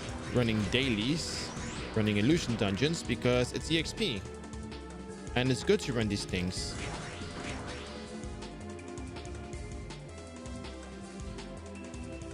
You benefit greatly from them, and I don't see a reason why you wouldn't. But hey, that's just you know, it's just me. It's just me putting everything together. And quite frankly, making good sense out of it. Because the game does make sense. It's just, I'm not gonna say the game is well put together, but there are a lot of things that do make sense about the game that once you start looking into it deeply and be like, yeah, you know what, all of these things actually work to actually make this fun and actually viable for many classes.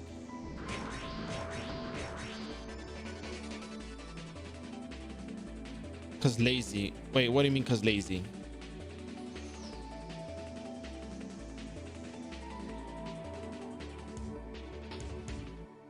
Oh, the battle menu turn-ins?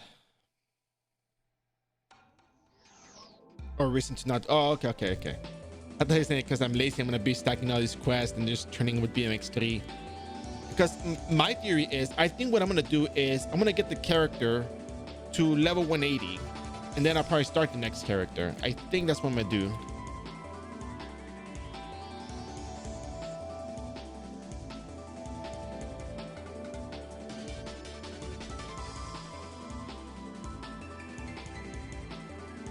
Because Odin and Einbeck dailies are just very straightforward. You're gonna be doing the same thing the whole time. I don't see why, you know.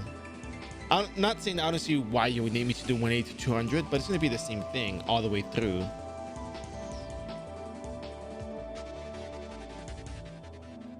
But at the same time, I want to do it without the black ribbon and the stormstone because it makes a huge point about, you know, perception of damage and, you know, how much do you actually need certain things.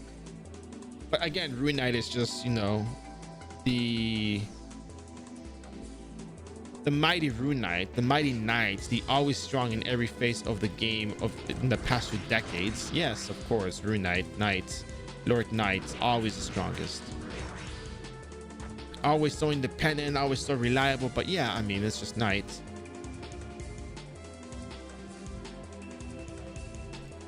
I mean, assassin would be really cool to do from zero, to be honest. So.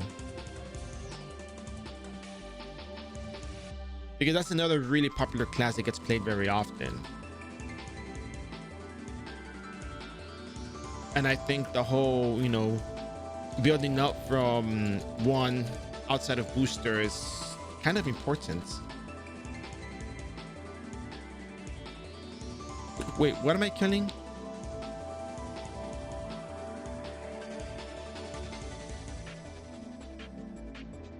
Gazettis? Oh my god, you guys are just the best. God, I love fighting Gazettis. They're my favorite armor mob in the whole wide world. Like, you know, if I could fight any monster, if I could turn all monsters in the game into one other monster, it would be Gazetti. Because I think Gazetti is just the single greatest mob in the whole wide world. Bottom left, I left the branch. Might go pick it up. Because I'm broke. And bottom right has a lot of these Gazettis. Very nice. That's the place where I want to be. Can I go get the elder branch left on the floor?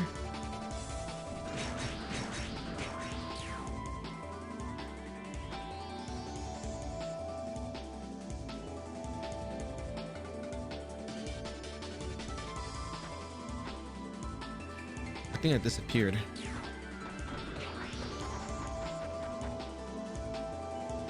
Oh no, it's right here, right here, right here. At a bear.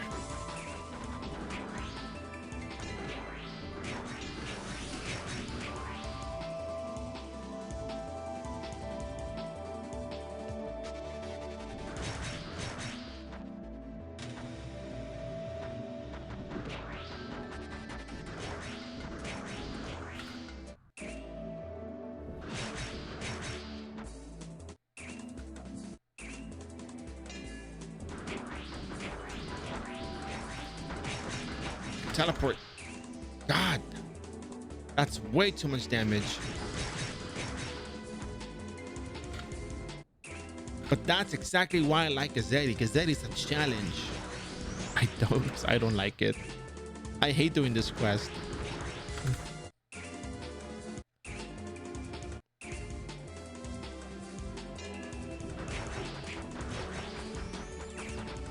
Look at all that damage. God.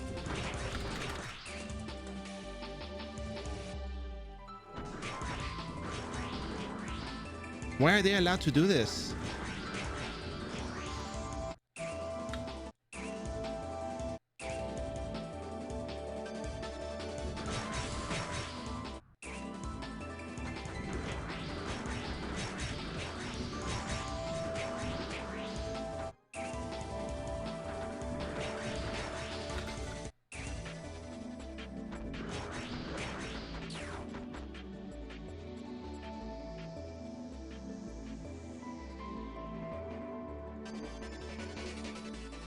Yeah, range attacks, dude. It's like 2 sets of cold bolts or something. I don't know.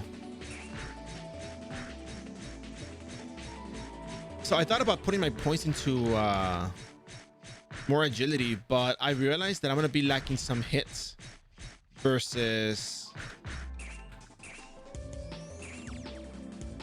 the turtles. Actually, the turtles, the ominous assault requires 521 hits, and in the future at level 180 we're gonna go fight the monsters in Odin Temple, which require another set of oh no, not another Gazetti.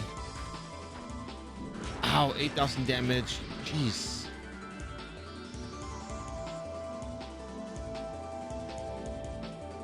Okay.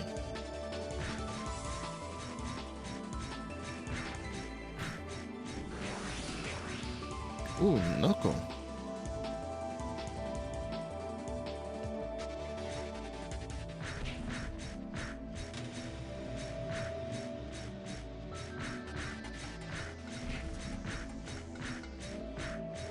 So yeah, I think we're gonna do another stack and turn in today.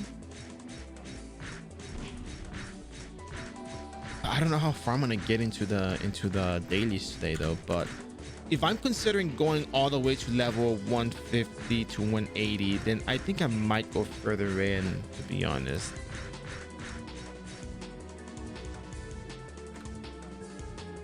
Okay, I'm done. I'm not gonna talk to them. I'm gonna go back out and you know, not talk to them so I can keep my things. Oh yeah, but for reference, so iRO Wiki Illusion of Abyss. There's a daily quest for Illusion of Abyss, Illusion Turtle Dungeon, and from the logic, you know, analytical Sunburst standpoint, because I like to make sure that everything makes sense before we proceed. You can hit all of these monsters, but let me see. Divine Pride, Ominous, Assaulter. One thing I like to talk about is hits, because something that a lot of people don't consider for the builds often tends to be hits and how much dexterity do you really need.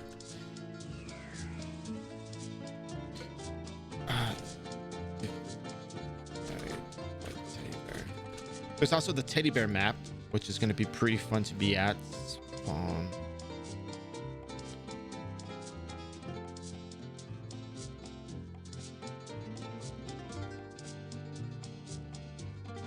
Spawn, yeah. So the highest hit requirement I see, at least for Illusion of Teddy Bear. Oh no, there's that NPC. Well, not NPC. There's that automated thing, whatever. So the highest hit requirement for is that, well, lowest is 460 and the highest hit requirement is 492. If we were to go into Teddy Bear right now, we would be able to hit everything in there. Great.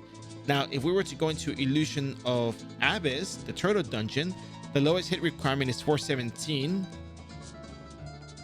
Oh my god, the lowest hit is 417 and the highest is 521, the Ominous Assaulter. Now the next highest would be 470, which would be the Ominous Freezer, which is fine, but the Assaulter is one of the worst things that ever existed because they are very, very strong and they have a skill that everybody hates called Sonic Blow, and it's very, very strong and it's higher level than us and it will stun us, and it has 592,000 health, which means that we want this thing dead like yesterday.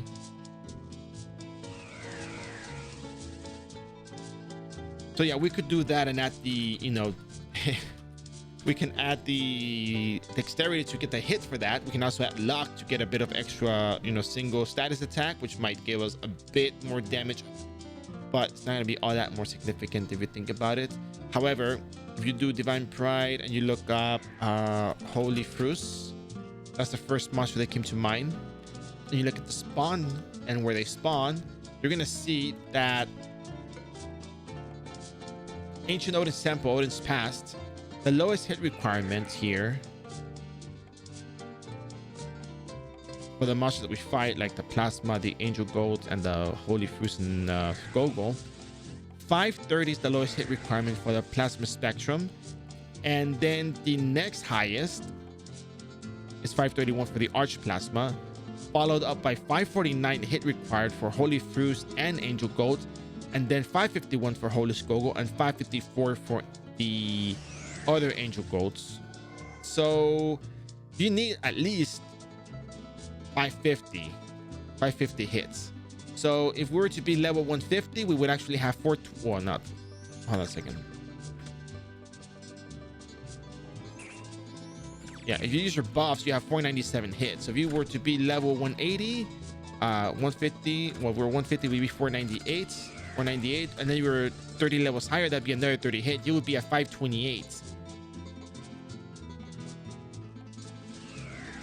You would be at 528 hits if you were to just get hit based off your base levels. What you could do, however, you could probably put more points into luck I don't know how many more points you're going to get out of it, but you can actually add a little bit more hits from this. Now, I would suggest using a calculator just to see how many stat points you can actually have.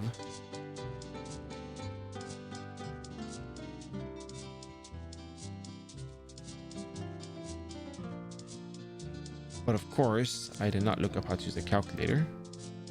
So let's see.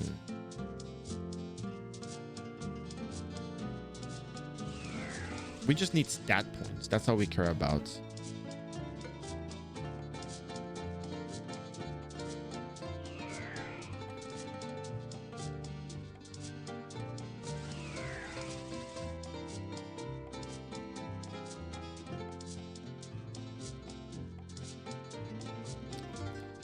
Because the thing I want to do is calculate how many stats I can put into one and how I would benefit from that.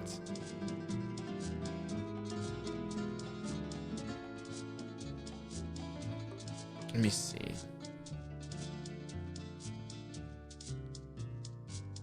All right, so we're going to be doing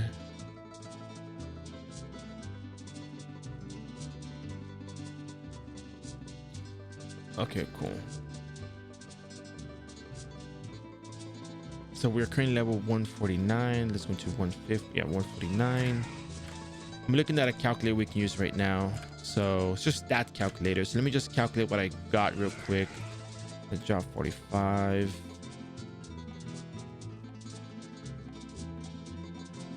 $120, 37, 100, 18, 80, and 32. Okay, so we do have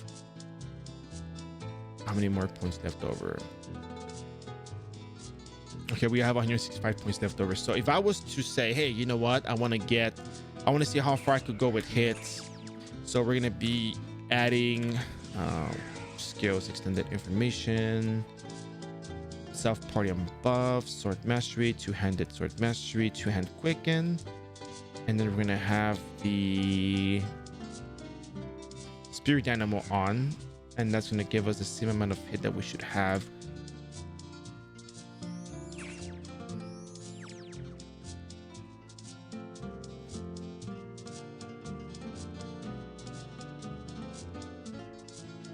Yeah, there's a ridiculous attack speed.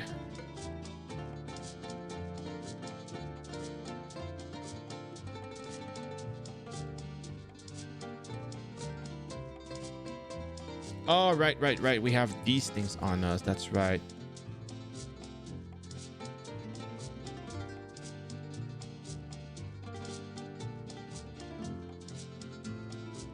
Armor.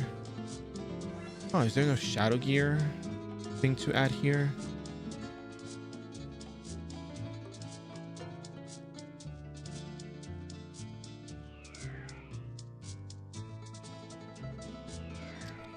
That's weird. I'm missing hit over here from this. Oh, two-hand quicken is off. There we go. Two-hand quicken is on. So you have... Nah, that's not right.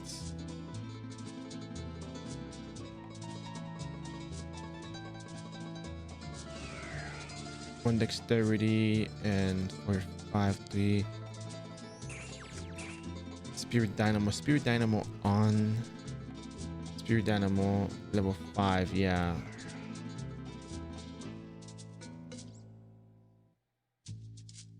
I feel like I'm missing a bonus here on the calculator. But anyways, that's not what matters. What matters is how many stat points can we put in. So if I was to go into luck and I was to go up into 60, you could probably go up to about 57 luck, 58, and maybe 59. So you could go up to 59 luck total. So you would have 59 plus 4 luck, about 63. That's 21 hit total that you would get extra from just luck alone. But we do have 32 plus 4, which is 36. 36 divided by 3 is 12. So we would get 9 more hits if we put all our points into luck right now. So if we were to put luck all the way to 59, we would have 506 hits. So is it worth putting the points into luck right now? Honestly, probably not.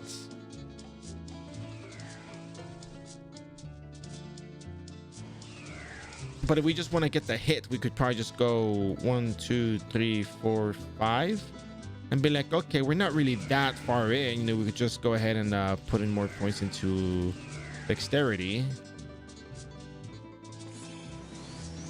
1, 2, 3, 1, 2, 3, 1, 2, 3, 1, 2, 3, 511.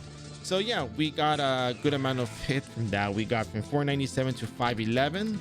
So we got 14 hits total.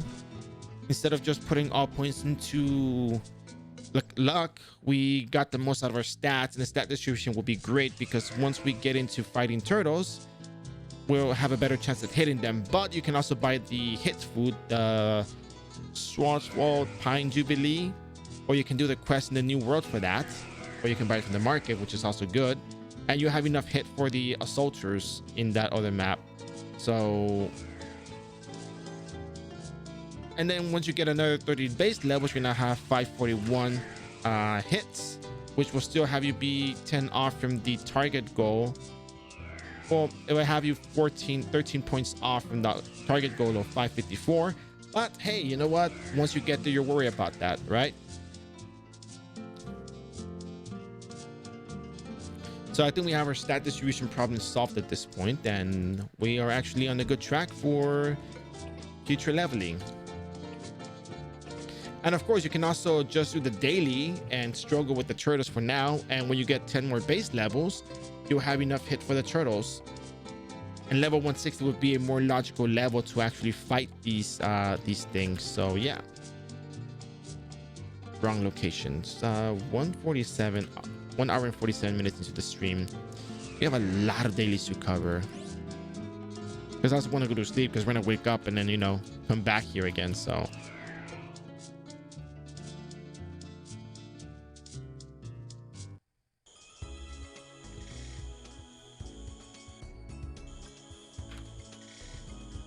right.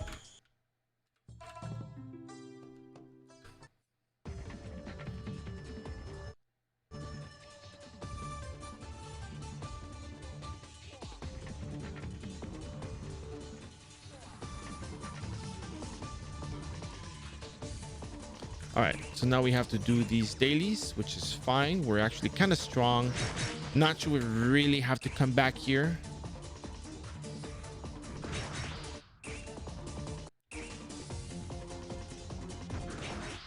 But Ninetail card is not bad. Resentful Soldier card is not bad.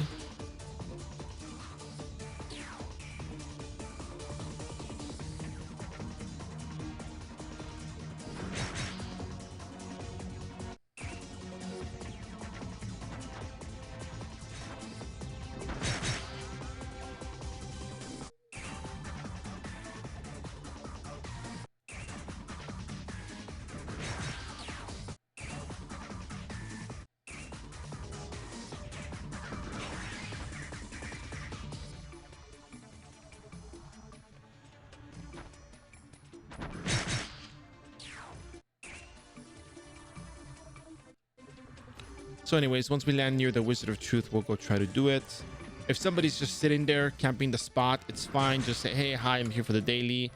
And most of the time, 99% of the time, they'll just, you know, move, which is nice. Actually, every single time I've gone there, there's always been someone who just lets me get my kill, and I can keep going forward. So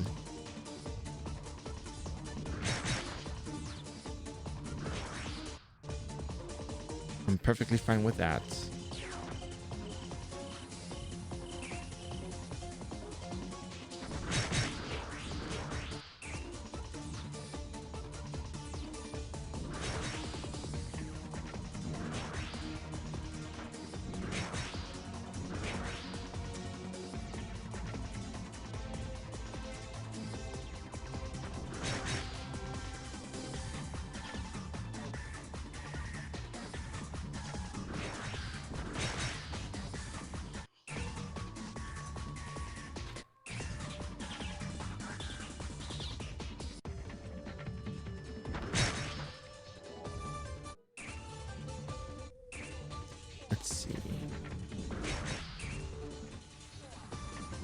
Oh, who is it today?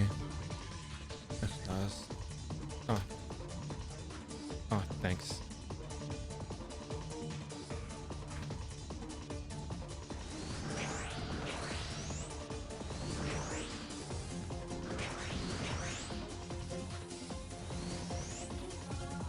You didn't have to ask. You're so kind. All right, well. So there you go. They just knew I was there for the one thing, so that's cool.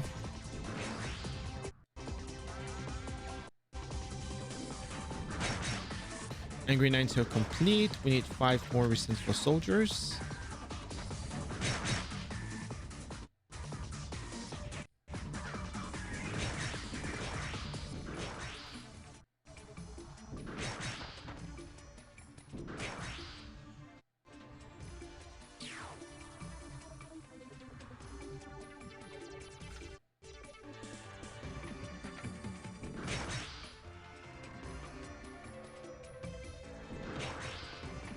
So we're done here.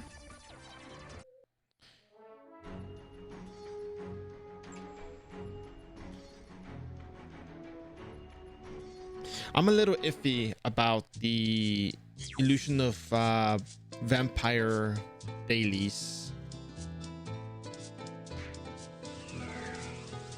Reason being, it's kind of hard to find the right ghouls that you have to kill.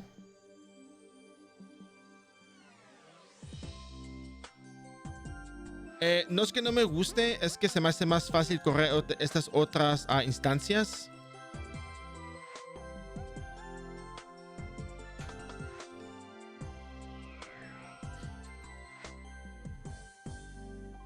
Going to pay on. Wrong one.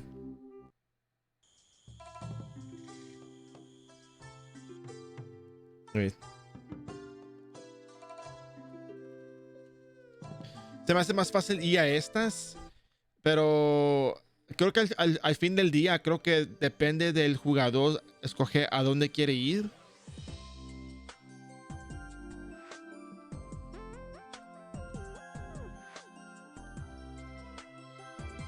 Pero a los lugares que voy, a veces hay cartas que caen que tienen buen valor.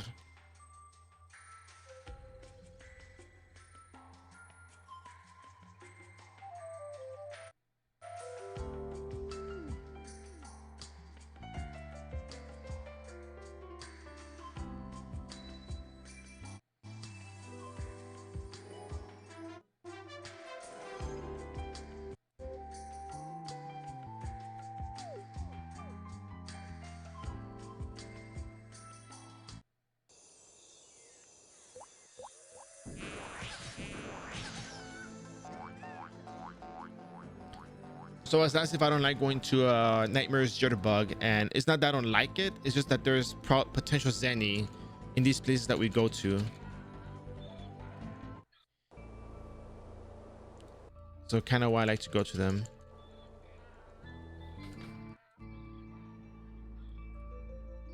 So we're gonna go ahead and just do the easy ones that we always do.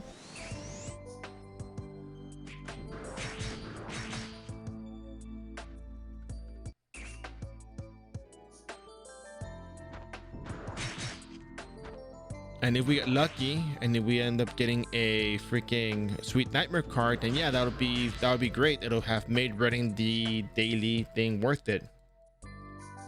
Jitterbug is literally card or nothing. Yeah. Why you carry so much? Because I'm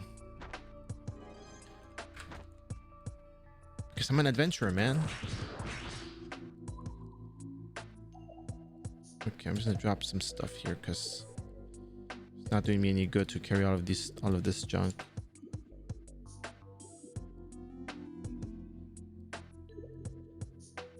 Oh, I can't do that with that one.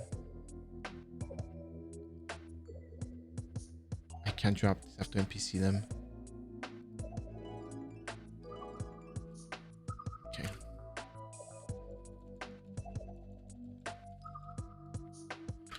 Does it give EXP? I forgot.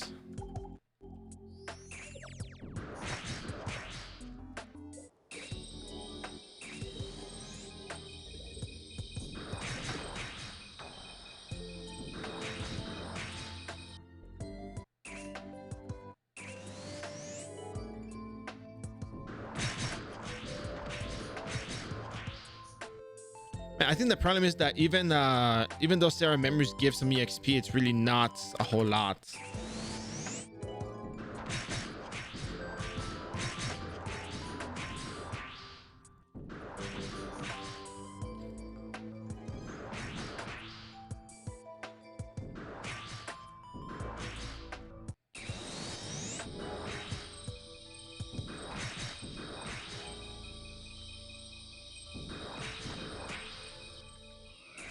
No quest EXP. Ugh.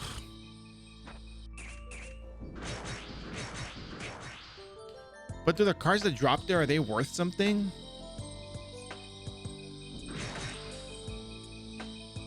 Besides Jitterbug?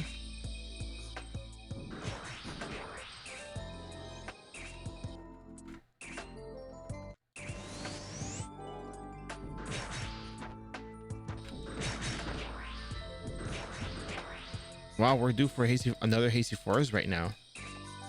Damn.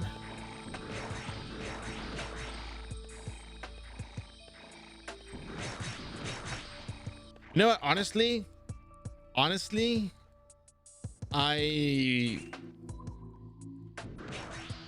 kind of excited to get this character to at least 180.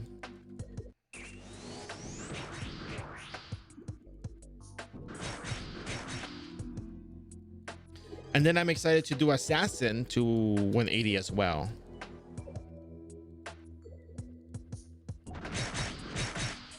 I think Guillotine Cross will be our next character, another popular in-demand character.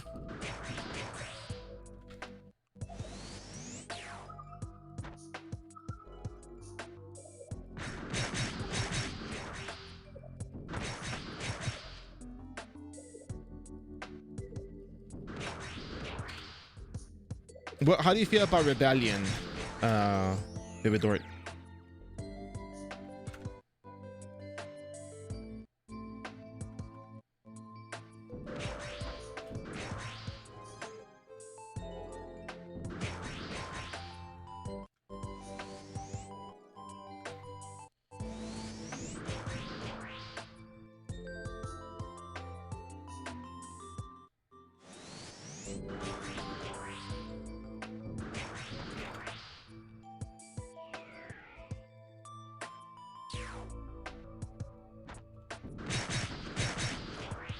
Is iRO truly worth playing in this age, especially if you have no VIP?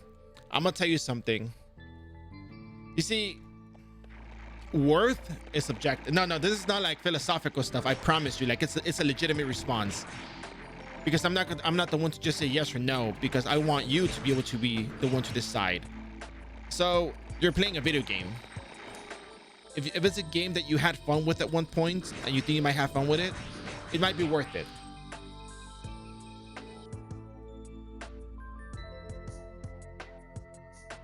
Now, the catch here is to this statement. The catch is that for me, it's worth it, not because I'm entertaining.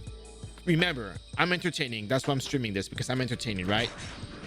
I try to figure out all the ways you can level up a character without having to spend money, because that is one of the major problems a lot of people have.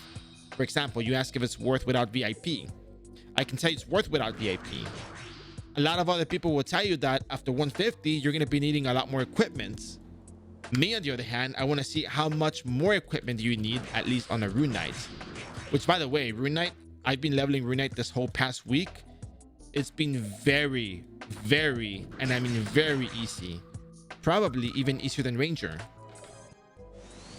Is it worth it? From my personal standpoint, from my understanding of the game, and from what I've experienced so far, I think it's well worth. Now, here's the thing, though. Here's the thing that catches a lot of players off guard. The price of a lot of items in the market is very, very expensive. Because, of course, as you may know, there's inflation. Which is perfect, which in my opinion is perfectly fine, because let me tell you, I got to level 149, no swiping. I'm using +0 Pew sets. I'm using Wind Cutter.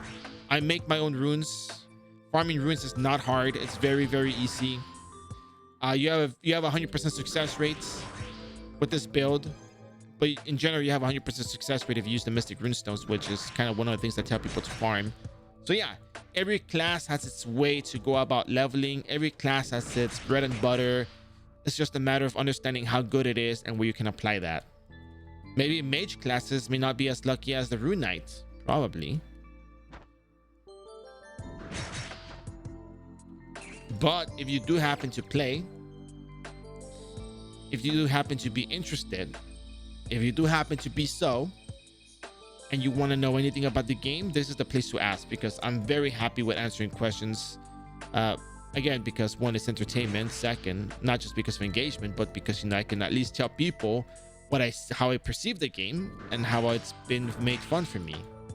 Again, of course, it depends, you know, how much time you put into it. But if you're playing a game, you're playing for fun. You're not playing to, you know, I don't know if you can really be competitive in PVM besides MVPs, but yeah.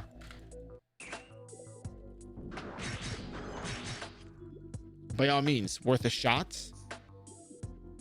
And just like tea, if it's not your cup of tea, then you don't have to drink it. You can just put it down and be like, you know what? It wasn't for me.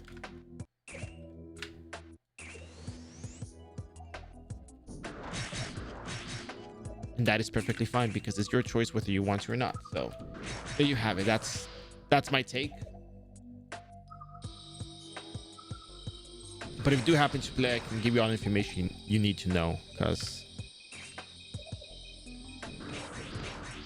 yeah, problem solving, etc., all that good stuff. So anyways, that said, I think we're almost done with these quests. We just got to get the 3 suspicious pentacles and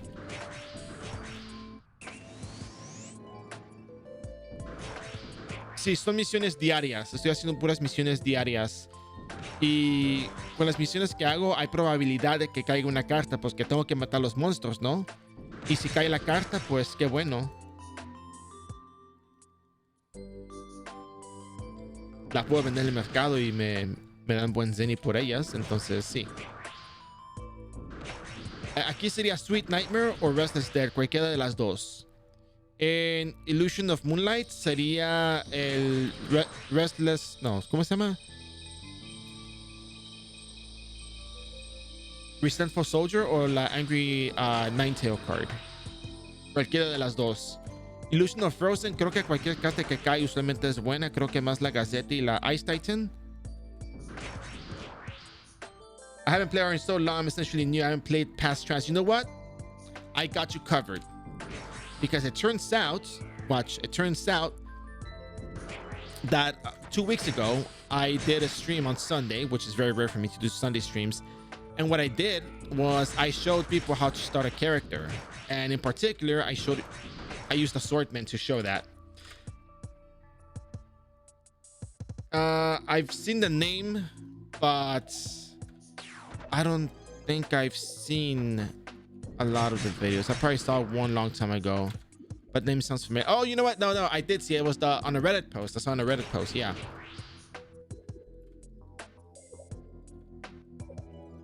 And I think we're done here. I think we got all the things that we need to get from these monsters. So we got the wavy mains and pentacles. All right, we're done with this place. Let's skedaddle.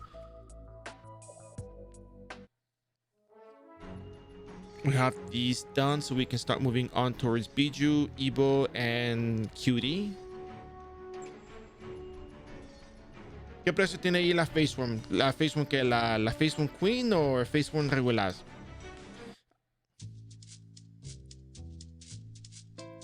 Yeah, and even if you're essentially new, you know, a lot of people, well, not a lot of people, regular no tiene tanto precio. I probably know the answer, but I'm assuming you said, yeah, it's not really. The other thing about the way I play the game, the way quote unquote I perceive the game, because again, I love RO because it can be done in so many ways. But is Angry Titan? I thought it was worth something. Wasn't it like reduction versus size or something? Oh no, that's the defense one, right? Yeah, no, never mind. It's probably just Gazzetti that's worth something, right? Because if you wanted to play Crusader, I'll tell you straight up, it's much easier to just use Holy Cross, because you can level up with an NPC lens +0 all the way to 99. And it's kind of funny, but it's actually also kind of cool. My approach is more on the problem-solving side, trying to facilitate the leveling process for everyone while also explaining the market and basic things that you should probably be doing. That's really what I would do and say, and what I quote unquote, you know, stream by, because that's really what I do.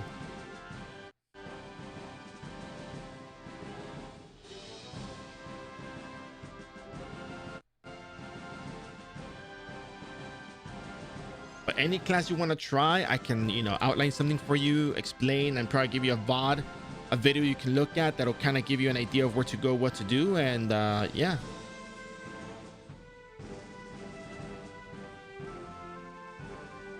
I should have not used my syrup, because you can get yourself healed with that NPC in there. Maybe I don't have to pay 5k Zenny after level 100. Huh. I can just go there every time if I wanted to. But anyways, yeah. Any character you want to level up, you tell me. I'll write something up. I use RG and IG had more. You know, I think there's a particular headgear, community headgear, that auto casted Ray of Genesis when you used Holy Cross. And I think it was, right? Is that what it was? Aquí mato la bicho, así es. Thematically, I love the skills. Yeah, you know, oh my goodness, look. And it's not a bad thing. I'm just reacting like this because I just think about it too. Like, I understand. I used to really like Grand Cross. I think Grand Cross is a really good skill. I think it could work, but the problem is, one, you take a lot of damage from the skill itself while you're casting that, and you also get hit by the monsters that attack you that you're mobbing. It costs 100 SP, and if you don't make a good mob, it's probably not worth the SP cost. Imagine 100 SP to kill 2-3 monsters, whereas you could kill the same 2-3 monsters with maybe 1/3 of the SP, and you'll have a lot of HP remaining because you're not going to be taking so much damage. But that is my my thing with these skills.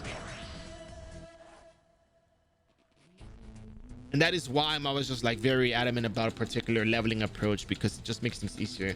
Like, for example, there's a lot of people who still love using the not occult impactation but throw spirit sphere.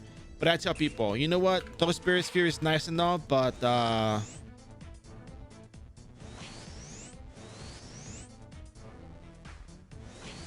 let me tell you something. If you use combo monk, oh, I'm too far from it. Oh, there we go, got it. Combo monk, well, yeah, I don't like the drawbacks, and it's just not. Yeah, it's a bummer. It's really good at Orc Dungeon, but past Orc Dungeon, you're not really really doing all that much. You know, you're not really needing a wind element. Hold on a second. Yeah, you're not really needing Grand Cross after that.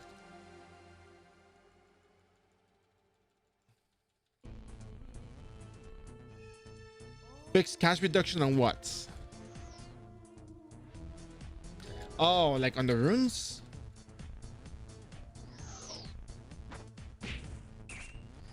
Here I go. Oh, I'm out of SP. Hold on.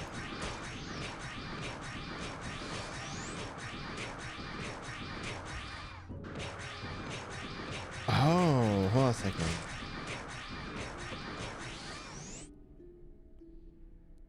You're onto something. You're onto something.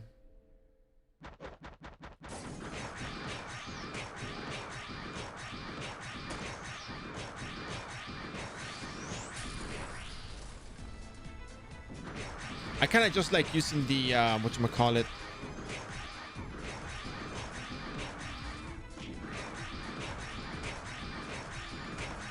dragon howling, but that's actually a really good idea.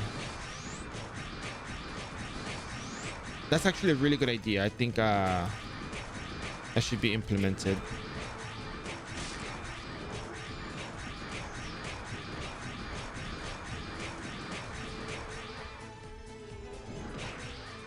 Oh wow. I'm gonna grab a pair of Noblesse and we'll see. Dun, dun, dun, dun. We'll try it out. Because it's level 1 resurrection, right?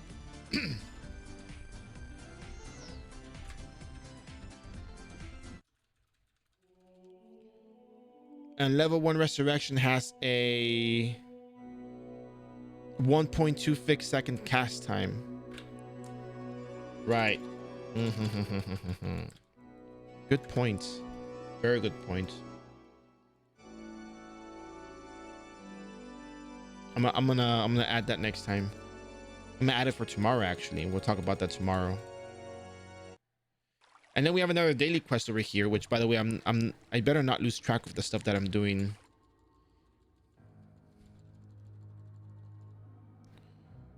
Oh, this one's, I haven't done this one in a very long time. You know, I forgot to go to my storage to check if we have the airship manteau and the airship armor.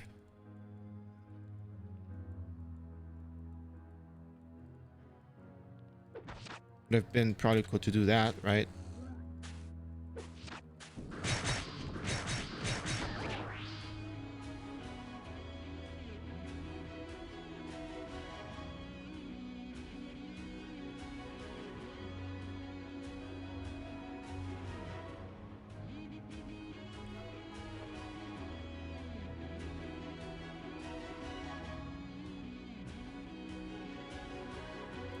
You know, I think after level 250 and the acquisition of the airship set, you don't have to run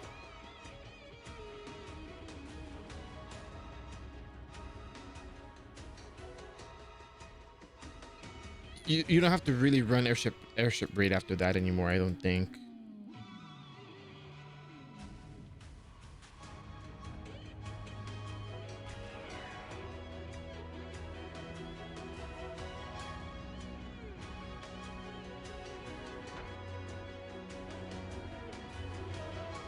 I feel like I'm gonna have to phase out some of the quests, some instances, I think.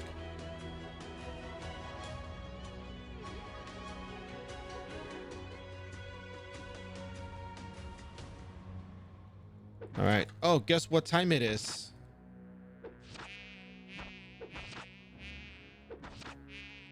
It's actually time for Hazy Forest. Well, you look at the time. Look at the time.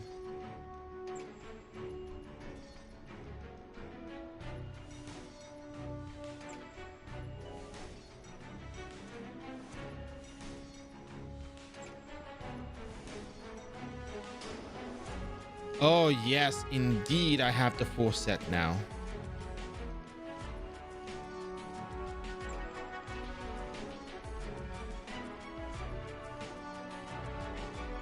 Is there a lot of party raid dungeon content nowadays?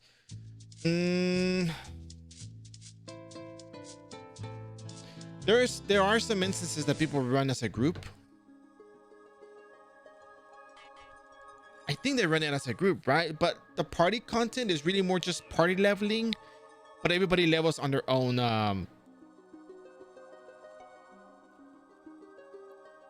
They level up at their own pace. Oh man, I've been waiting for this for a long time. All right, so if you happen to equip the airship set,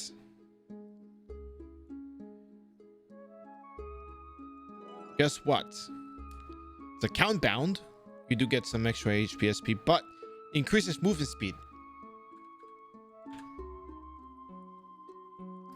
Let me talk about the increased movement speed and I'll get back to you on that one. But yeah, let me do yours first. So the way people level up is they make a party and they all just like flying around. They kill stuff on their own. One time I was doing a leveling party and I brought everybody as a group together. Like everybody's just grouped up together. Let's go together, right? And somebody told me that why is it that everyone's together in a group? Like, you know, people should split up. You would get more EXP. And they politely told me that they were not going to be in the party because it was kind of slow. But we stuck as a group because not everybody was strong enough to kind of just run on their own. So, you know, a lot of people prefer to solo level in a party because you get more EXP that way, due to renewal EXP mechanics. And then, yeah, people just party like that very often. However, you could organize your own parties, but the problem is that there are people who will want to party, but not everybody is living in the same schedule. Not everybody has the same schedule to go do things. So that's the thing that kind of makes it difficult for some. So Yeah. The only thing that people really party for is leveling. Now, for the exciting part, so if you go to your shortcut configurations and you go to interface, you go to page 2, there is this thing called equip. So this is the cancel. The equip command is to change the equipment that you have with your with your secondary sets. So you get increased movement speed with the airship set. So this is the movement speed you can expect with the airship set. It'll make traveling between locations a lot faster. And if you have to switch out to your other equipment for fighting, you do that. And that's really all we're in it for. That's really why we went all the way to the airship raid. Just for that. And you know what? It's worth it. It's totally worth it. And I think there's like a 5-second cooldown between swaps.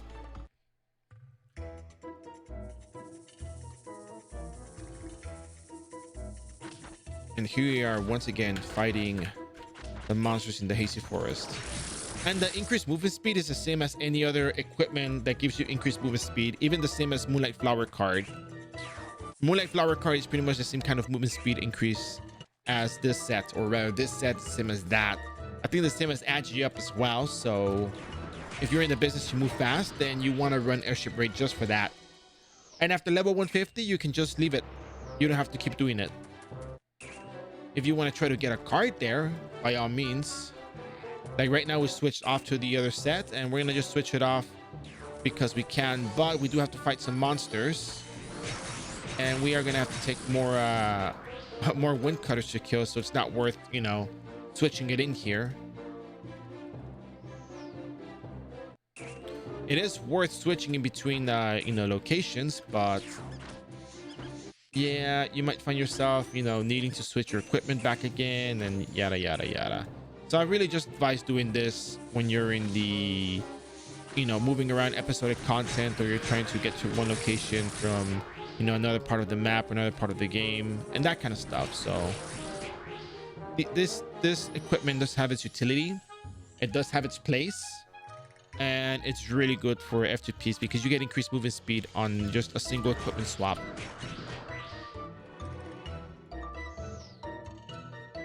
And that goes a long way. So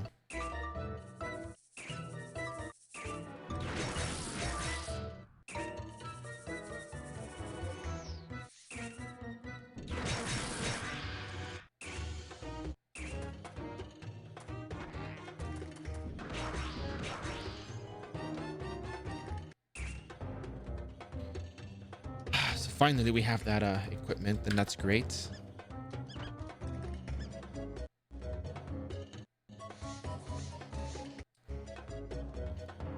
Across,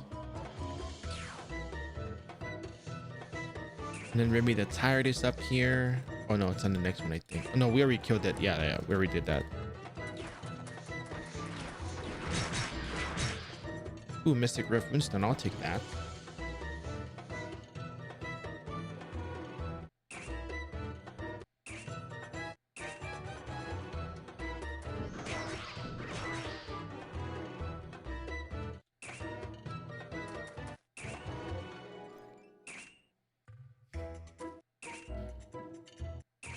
Yeah, I just realized that the earth element crimson weapon might actually be worth having, because if we're gonna fight assaulters and we want to kill them fast, and that is the only monster we're interested in for the daily quest, we might just want to kill that and get it out of the way. Oh look, the dragon is here. Look at that, lucky me. 1 2 3 4 5, and it's dead. There we go. All right, we got old card album, so that's another what, like 900,000 zen in our pockets. Very nice. All right, so now we're gonna continue on with the daily quest for 16.1, or maybe we should probably head on over to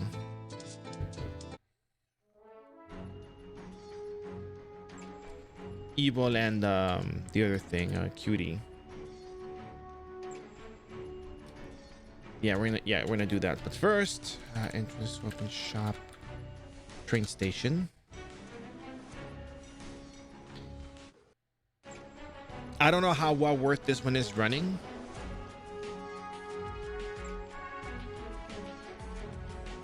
But we get about 9 Schwartz honor tokens from running this, and like what, 450,000 EXP total, 150k per 3x rate, 450. It's like about 1 point something million EXP from that. Hey Zeris. So we're gonna go do the Heart Hunter base instance, but we're gonna go pick up the quest from this place over here. So another thing about farming dailies is that at some point the EXP you get for 16.2 is going to be so minimal that it's probably not worth it. And I'm only here because I want some of the honor Schwartz honor tokens, and the reason is you can exchange those for the Imperial set, and you can exchange the Imperial set for +9. You can exchange that for the Imperial set. You can also get yourself a +9 refined ticket, and if you do that, you end up getting yourself 2 safety 7 armor certificates. So it's well worth doing just because you get that extra bit of zenny just for running the content. Is 1.6 million zenny worth your time? Yeah, definitely, because that'll pay for syrups.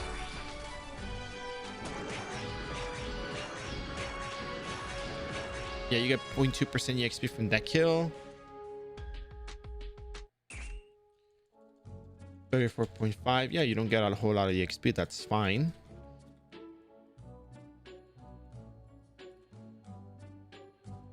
And there's some quests that take like maybe like 2 minutes to do.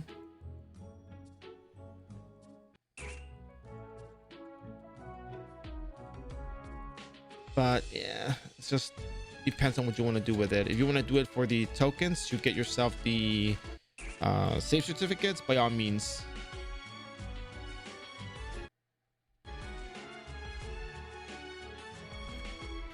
Teleport on over to the train station. We're gonna be going to the cat on the bullet, and we're gonna be going back to Heart Hunter base. Farming was never about EXP. What do you mean?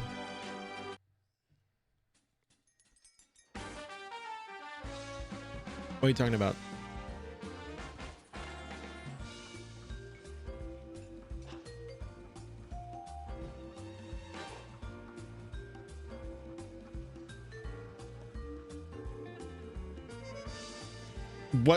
But to what statement are you replying that specifically?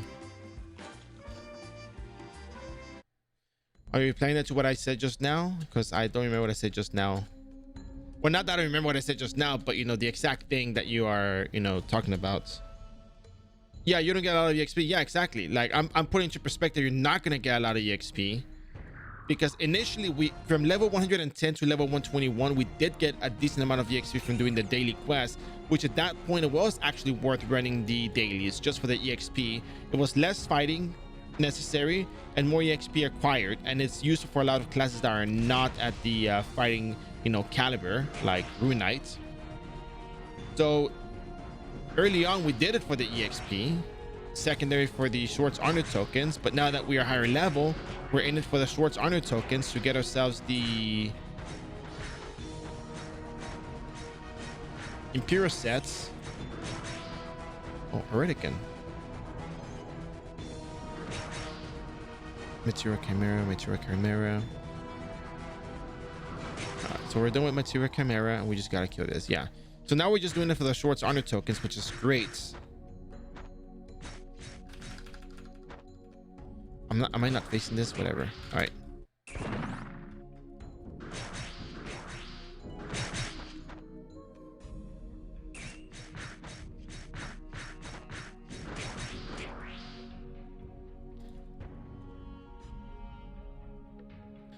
Because there's a point where the EXP you get is not as significant as it once was, just because you need more EXP to level up.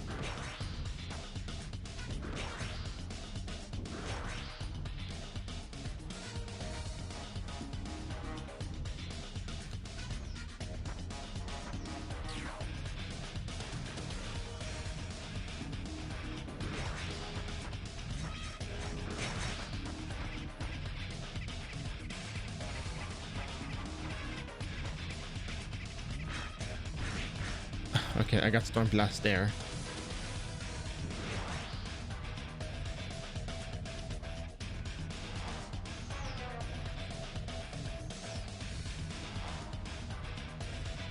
All right, we're done with these 2 quests. We're gonna go inside, fight Cutie.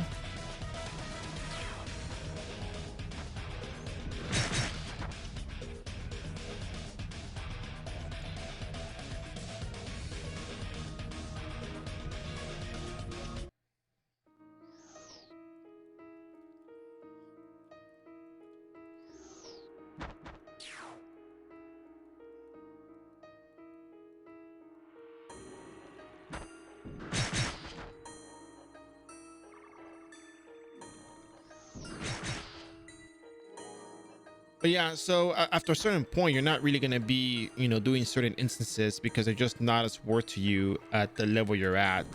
And I think airship raid might be what the first one we're gonna stop doing, just because we got the sets that we needed.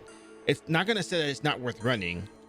It's totally worth running because you might get the card at the end, or you might get the airship part. Actually, it's still worth it.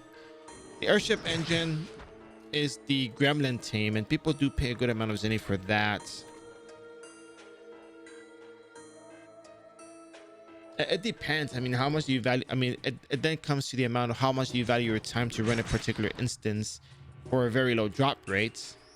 But then again, before this, we were getting a good amount of EXP, but now that we're level 149, we're not really, we're not really getting that much out of it, which is unfortunate. So I'll have to find a way to explain this, to structure in a way where you can choose what you want to do with it. But part of me kind of doesn't want to run that anymore, just because I can do a lot more with the other instances and make more zenny out of that. Well, not make more zenny, but get more EXP. But then same case for Sarah's memories, you don't get a whole lot of zenny out of that. I mean, sorry, you don't get a whole lot of EXP out of that. Select masterpiece battle. Okay.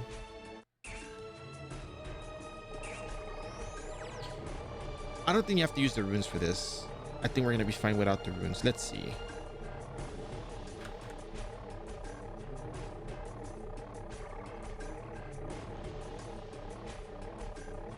So we're gonna be auto attacking. Not auto attacking. We're gonna be standing right in front of him. We're gonna attack until we start missing. Once we start missing, that means he's using increased agility. So we're gonna use counter attack.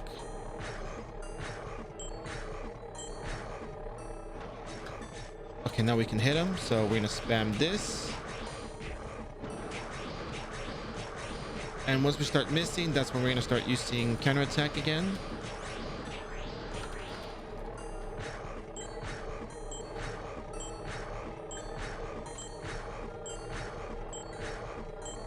We're gonna check. Yeah, we can hit him again.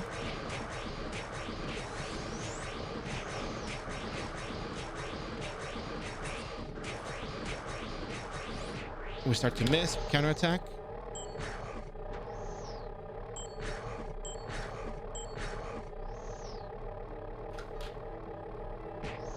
I think we should be good to hit. Yeah, we're good again.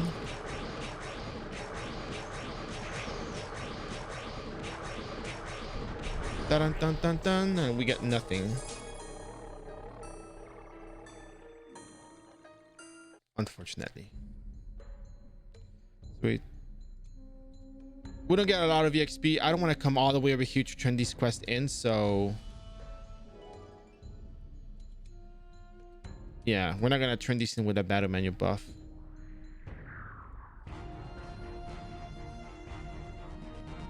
If you press counter attack and click on the mob at the same time, it goes off. Oh, really now?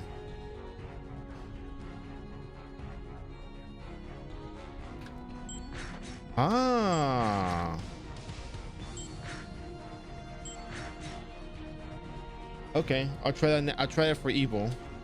Because I thought it was under attack speed. Like if they attack you, that's when it goes off. Oh yeah, yeah. That's how you did the well, not you, but General you. That's how you do the curse strike with the counter attack, right? To get the guaranteed crit.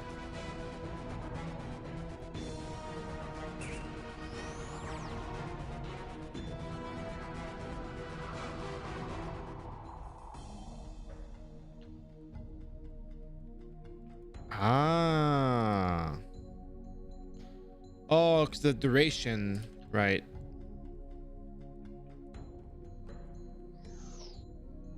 Well, too bad. Yeah, too bad. I kept bowling bash, but yeah, these guys hit hard, I think. So we're gonna. Oh yeah, they die in one hit. Yeah, we're at that point where we one shot them. So bring the mob in. Don't worry about it. It's all good. Walk up to them. One bowling, well, not bowling bash. One wind cutter.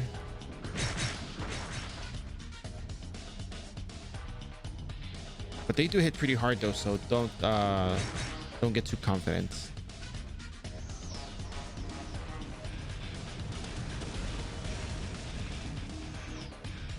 Yeah, that's why I use all the runes in the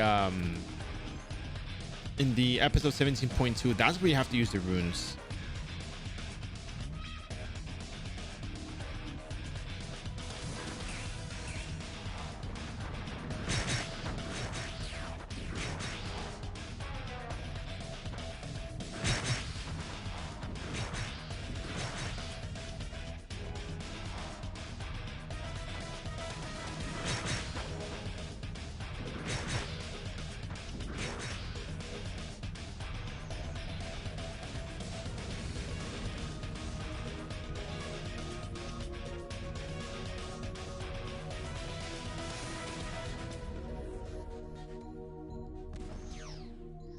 Yeah, now that I think about it, I think I just want to use the counter attack to not get hit by him when he's doing while he's doing increased agility by the cutie.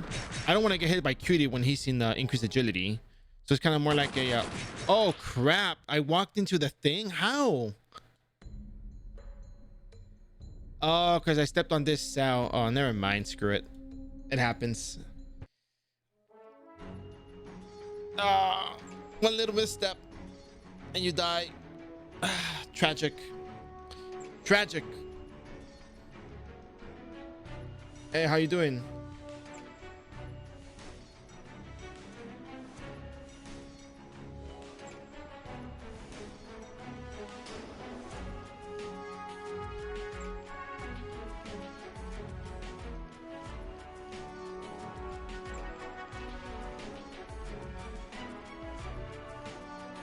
How you been?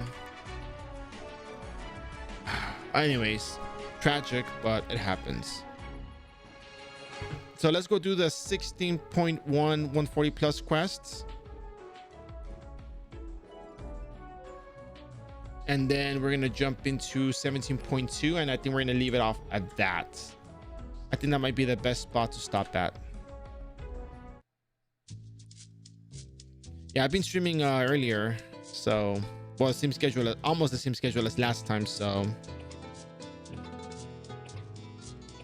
but then we're gonna be level 150, and then we're gonna get the chance to go to the what is that thing called? Teddy bear illusion dungeon. Maybe I should just save illusion teddy bear for tomorrow after face worm runs.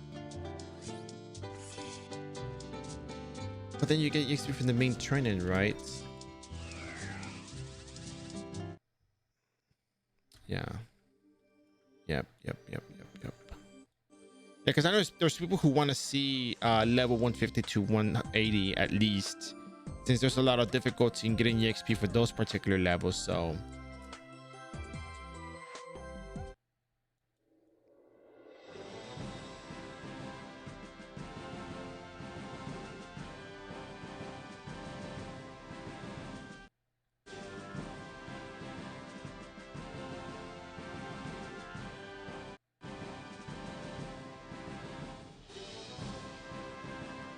we'll try animal. I'm going to use the runes for farming this because we want to do it fast. So I think if we use runes at this point, it's just because we want to do these quests fast rather than you know.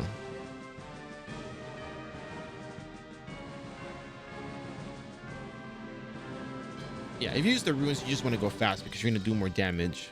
But the choice is entirely yours if you want to use them or not.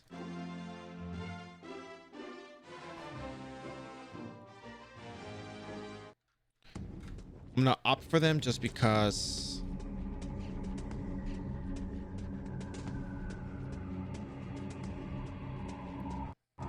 It makes my life easier, I say. Honestly, if you really want to do dailies, the way to go is pre-farming. Yeah, I thought about that too. I considered it,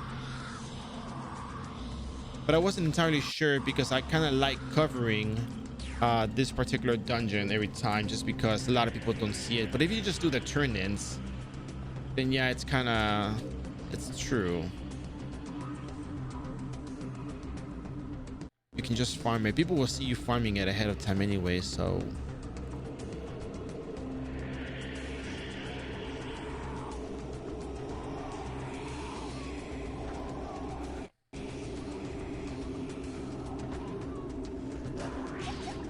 if you want to do two wind cutters, do that. It's fine.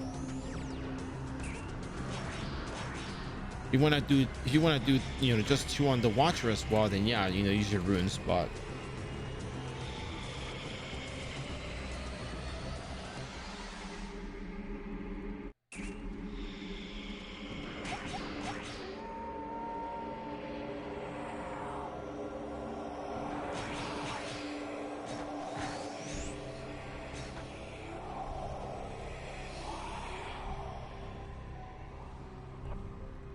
So you got all of them except the Drake quest.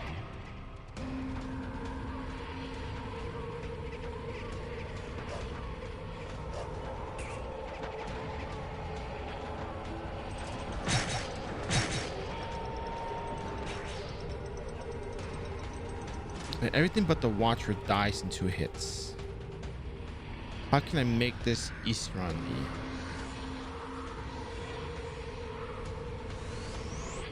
Screw it. We'll just use the rune. Why not? All right. Take care. It was nice seeing you.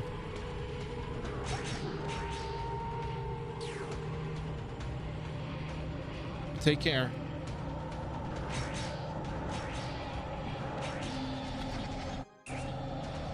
Yeah. Hope so too. See you around.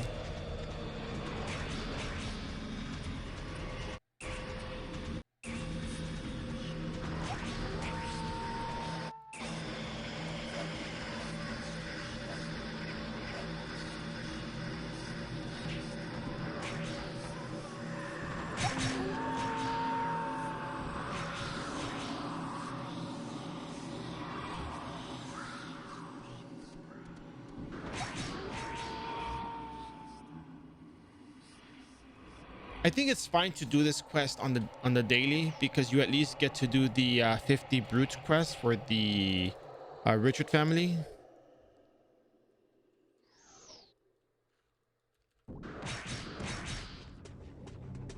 But at the very least, I think that's worth it, right?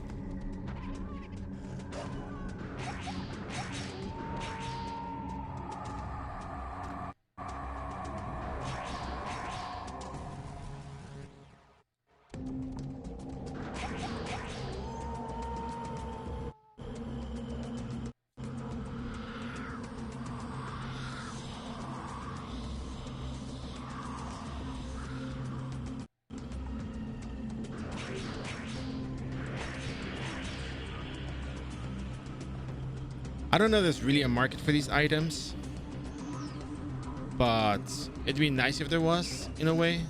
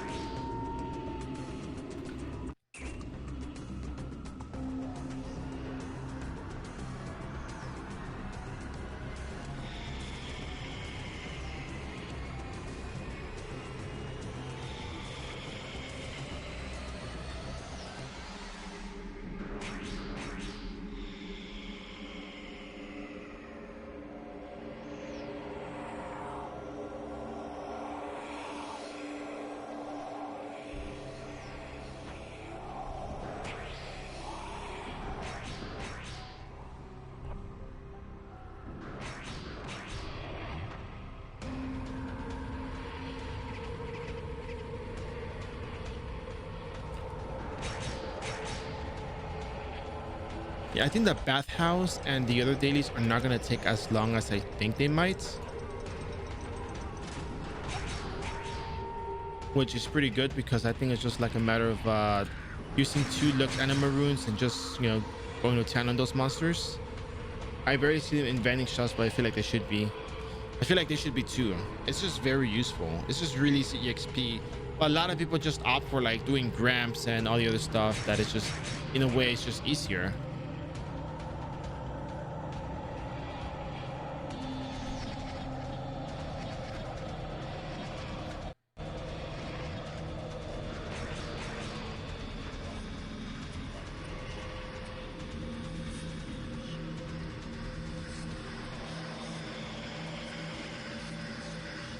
Okay, we're done cleaning.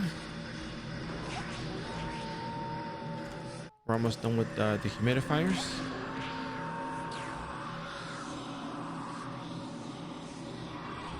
All right, so we got, oh yeah, we need the ladder. We're looking for the ladder.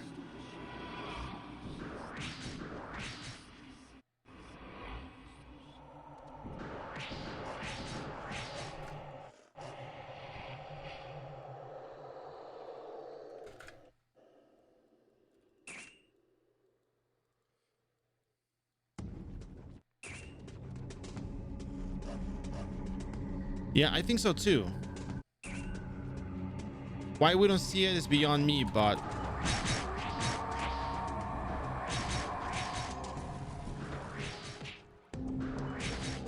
it looks like it would make for a very decent market, honestly.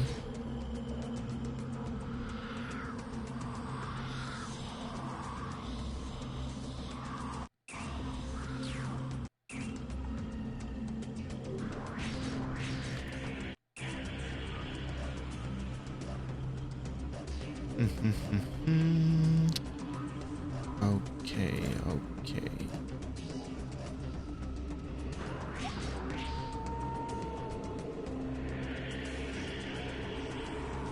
Yeah, so we have illusion dungeons, we have Biju.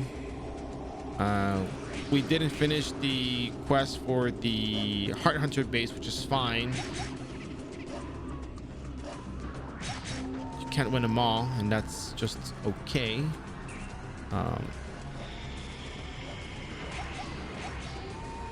But hey, you get daily choice. So we got these things. We just need the ladder, and we can get out of here for now.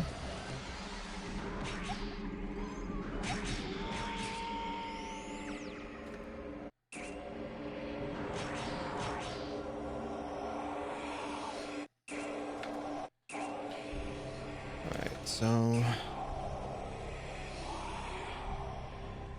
just gotta walk around. Actually, we can just swap our equipment. Gear swap. And just run around the areas where we know the ghost spawns in.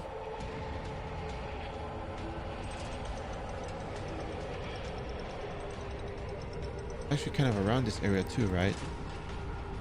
There you go. All right, so we have the light, the ladder, the cleaning, and then we have these 3 things, and we have the flowers for Dark Lord. Okay, we're good. So let's go do the kitchen dailies real quick. Just get those out of the way, because 12 honor tokens to get ourselves another set of safe certificates we can sell.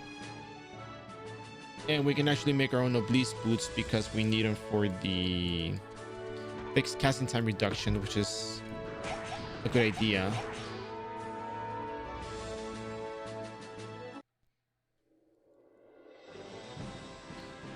Man, I'm really glad I got the airship set. It makes my life a lot easier. Much, much easier.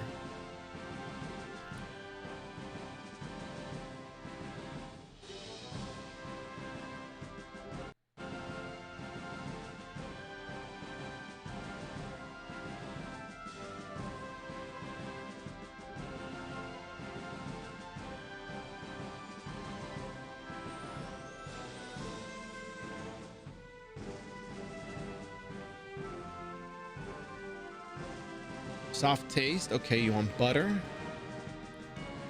Refreshing flavor. That's the muka.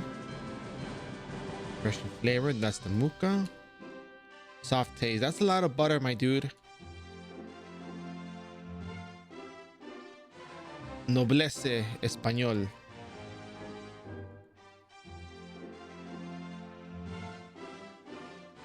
Noblesse.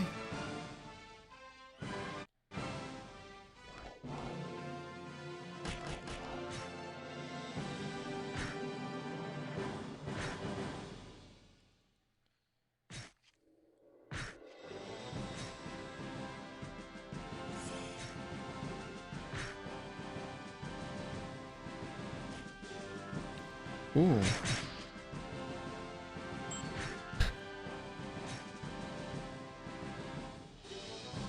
I'm too far from it.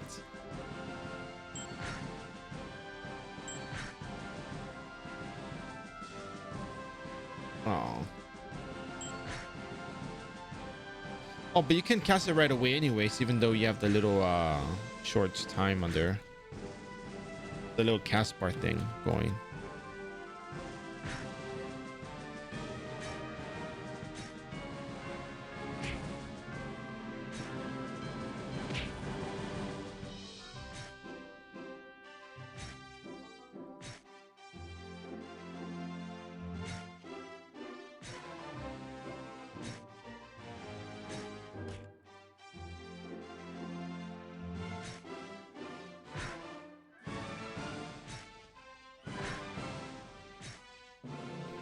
$13.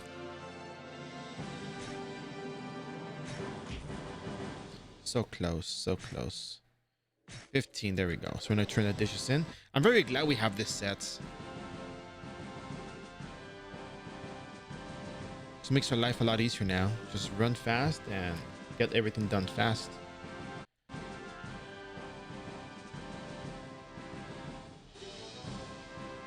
All right, so let's head on over to, I think we're ready for episode 171.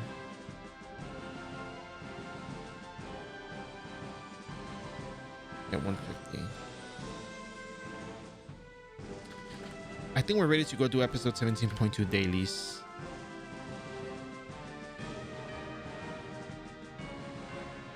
I think we've covered the vast majority of our quests for the day. So I think we should just go do 17.2 and get this over with. I can't believe it's almost going to be 3 hours since we started. I thought it would take less time. I don't think we need the increased HP potion, the SP potion for the 17.2 run, so we'll go just like that. So let's head on over to train station. We don't have to do 17.1 quest. I don't think it's well worth our time at this point. I think at this point all we care about is just getting to 150. We care about maybe Sarah's memory is still worth it. Ghost Palace will still be worth it. Airship rate may not be worth it. Face Worm Nest will be worth it. If there is an initial EXP clear for Jitterbug, we might do it. Devil's Tower is another one that is actually probably very likely worth it. It's just going to be a lot of SP to destroy these statues that spawn there, so yeah, it might be worth it actually. It might just be worth the while.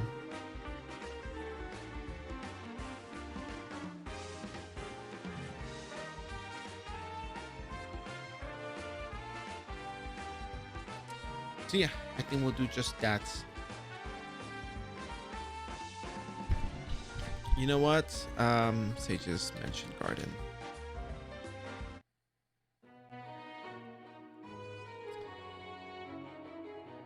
Communication chips. And then we still haven't finished the one quest for the Guardian part, which is not a whole ton of EXP, but it's still kind of worth doing though. We're kind of just prioritizing the dexterity and luck for our hits because we got to hit the monsters. So, oh, 20 syrups.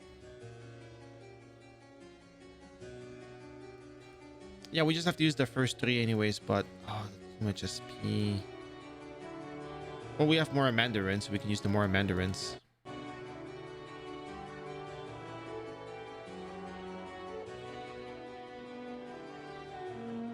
Fire, wind. Let's use the wind element weapon here. Let's swap our equipment. Let's pop our runes. Buff up. And teleport bottom right. Remember, we're not going to turn the quest in. We're going to just pick them up. But if we land near the monsters, then might as well get the kills.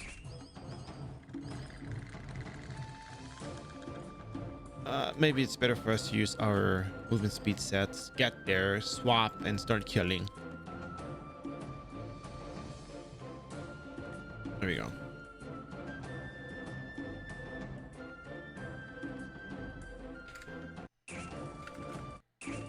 Alright, let's get killing.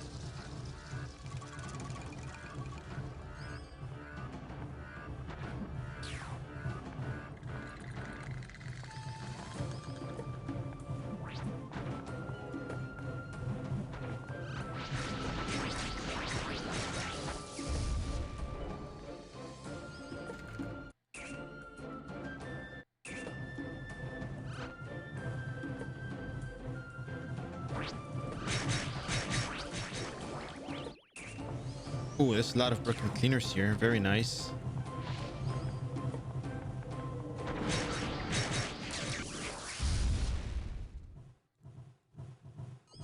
Broken cleaner card is a pretty darn good card for Dragon Breath, and I'm very sure it sells well in the market, so that's one of the reasons why we like to do the bathhouse dailies, because of that particular monster and the particular chance for that card. The other reason why we do it is because we got a boiling mark card the other day, and we actually made like what, 37 million zenny out of it. We sold it, and it sold within the hour, so that was actually very, you know, convenient for us.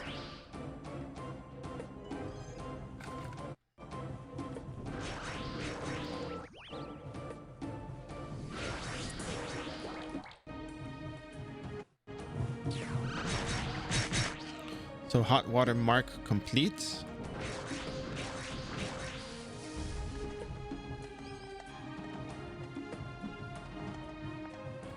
And kind of what we got left is just the broken cleaners at this point.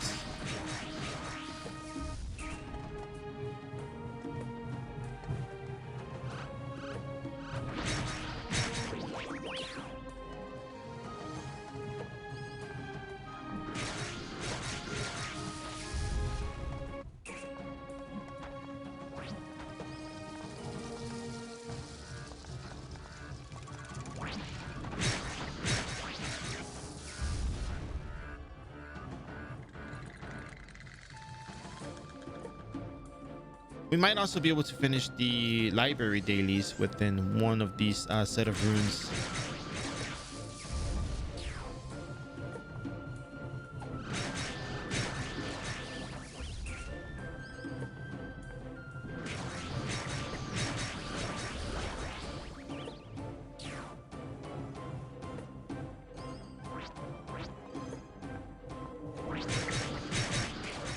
All right, so we finished broken cleaner and both broken cleaners and the boiling fan and stuff, so we have no business here anymore.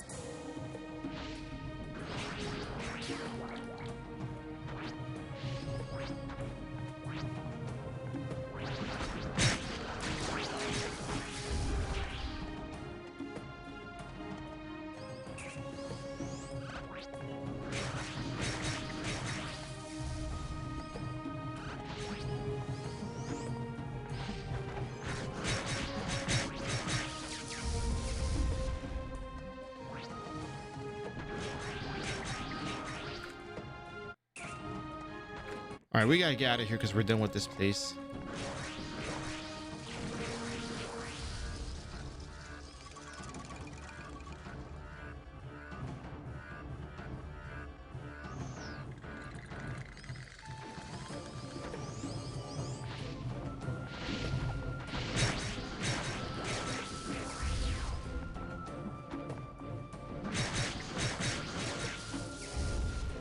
But I can't ignore the broken cleaners that show up, so... Alright, well, I'm out of SP. We're gonna use our strawberries that we got a long time ago, so... Swap equipment, and we're out the door.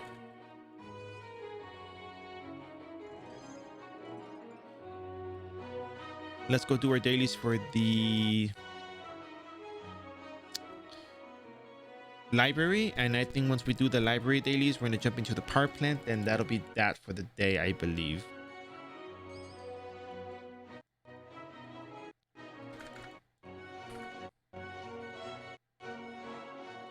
So switch to fire weapon. Fire, fire, fire, fire.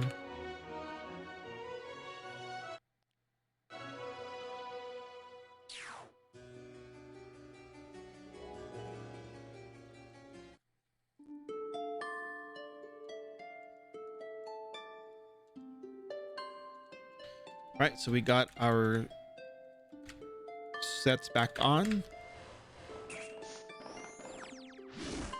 And we're gonna be making mobs of everything in here, kill it all, and start packing up more potions and head on over to the power plant and the sewer, which should not be difficult for us to clear at this point. We have a bit more damage.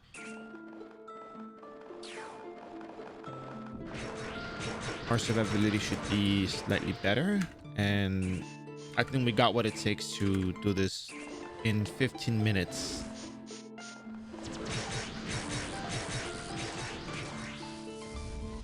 I actually think we can clear the dailies in 15 minutes for the sewer and the power plant, so...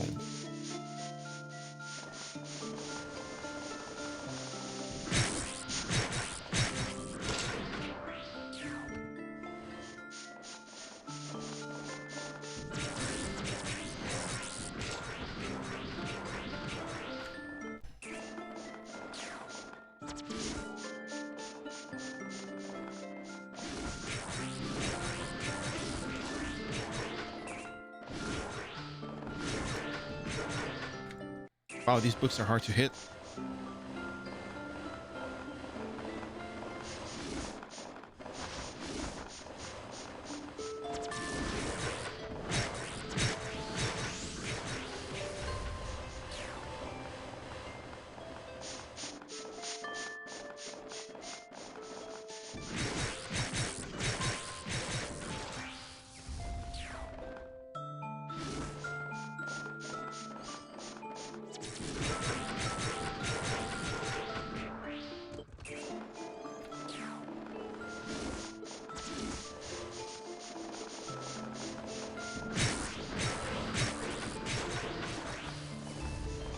Farming spell book, 19 out of 20.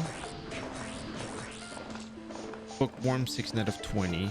So we're almost done with both.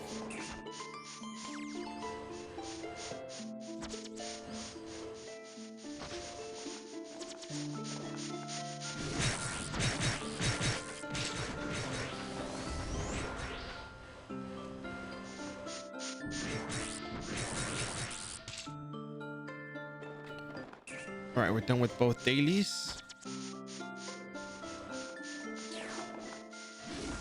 I don't think we really have anything else that we can do with these runes.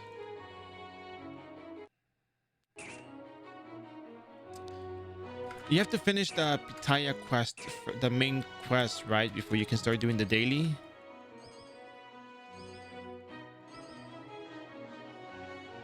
You have to go through like the whole farming thing before, or yeah, for the daily quest, right?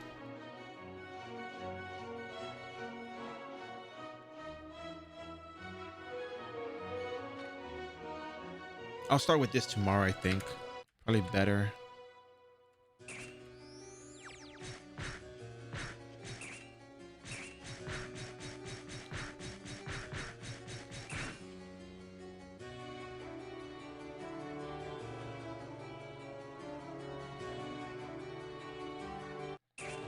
No.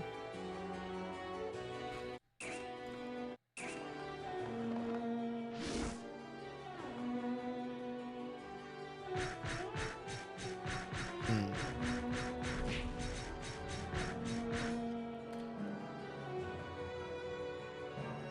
I wish Spiral Pierce didn't cost so much SP, or rather,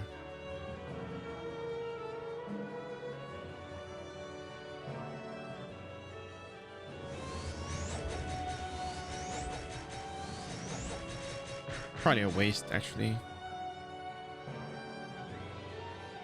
Ah, okay.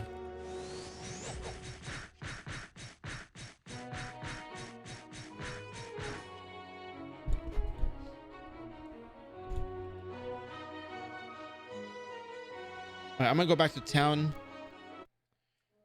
I'm gonna buy syrups, and then from there we're gonna move on into sewer and power plant dailies, and that'll be that for tonight. And then tomorrow we're gonna pick it up again, and then we're gonna turn in the quest with data menu buff. And then tomorrow we're gonna open up with face room nest turn-ins. So let's go get our syrups.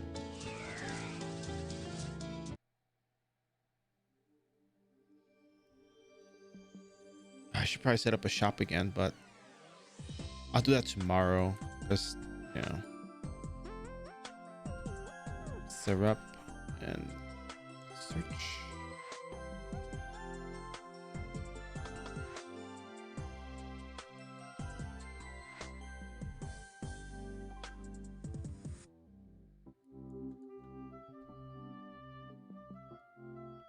I need a lot of syrups for this run.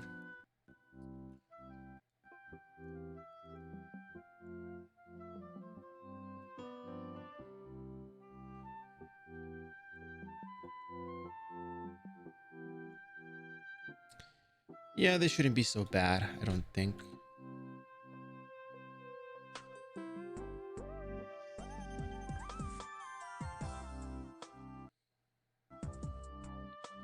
So if we delete all, it deletes everything. Oh, you cannot claim without.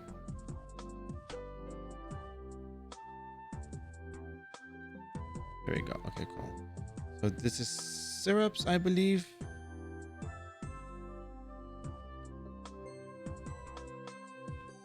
And this is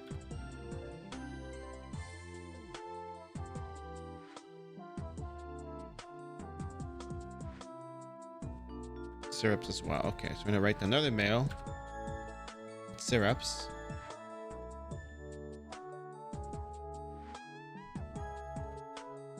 And 50 syrups.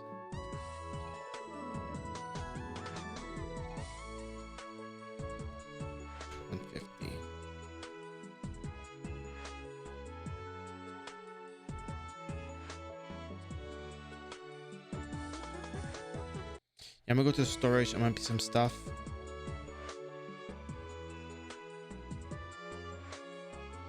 And then we'll do those dailies, turn them with a battle menu buff, get you 150. And I'll probably organize what how I'm gonna do the streams from here on forward. Because if I'm gonna do level 150 to 180, at the very least up to 180, it needs to be organized.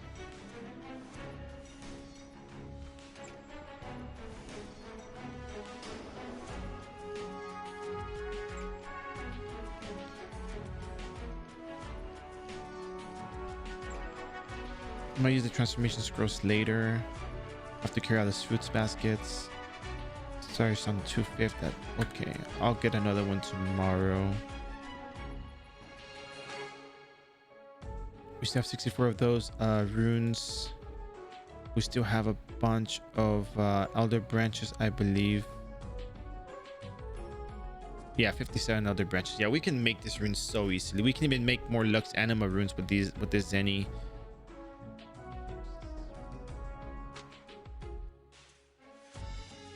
So 4 to recess, 3 of these, and 3 of these. There you go. We need more berserk potions, and that should be good enough.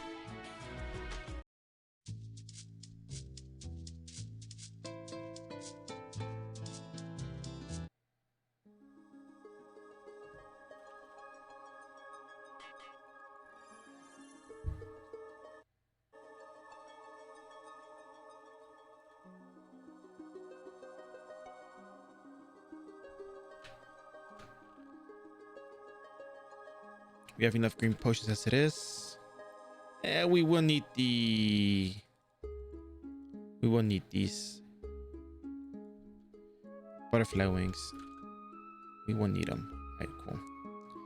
All right, let's get on over to 17.2 power plant and sewer dailies and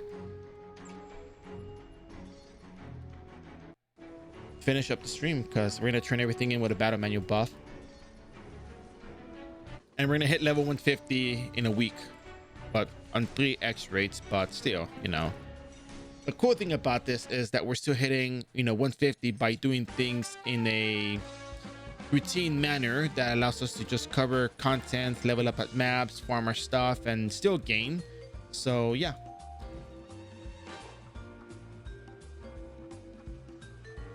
Sage's mentioned garden.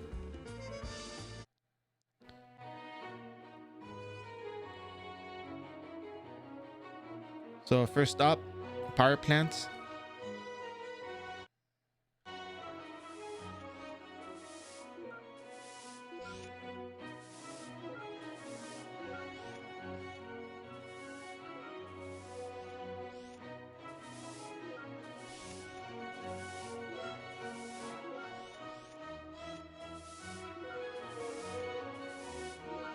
Right. This is where it gets really fun.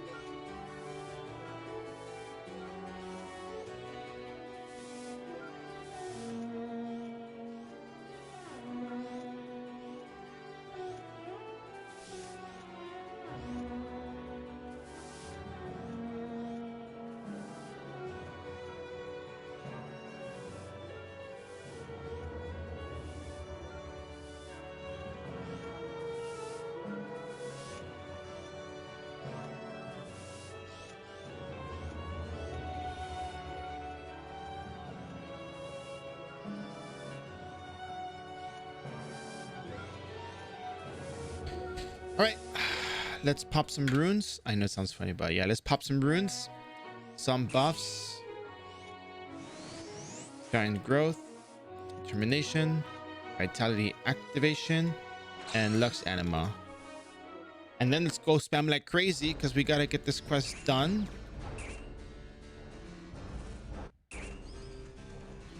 And yeah. Okay, I'm doing something wrong here. I'm doing something wrong. Green potion should go here, and then okay, cool.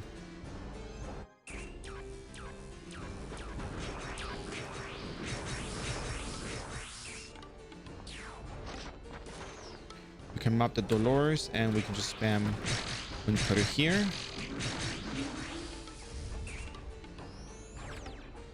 Fine. Delete the lair. Teleport. Make a small mob over here. Bring it in.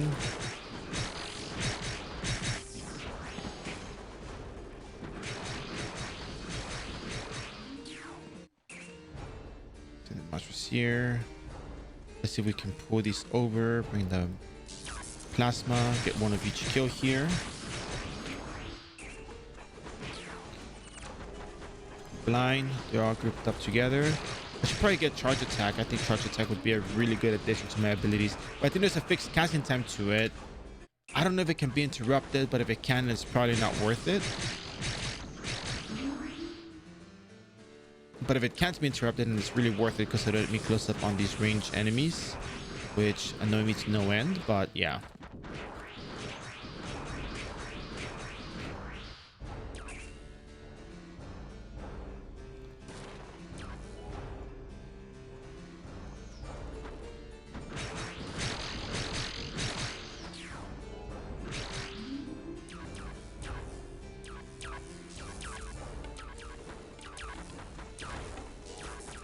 A small mob here, and we can take on the plasmas, Belairs.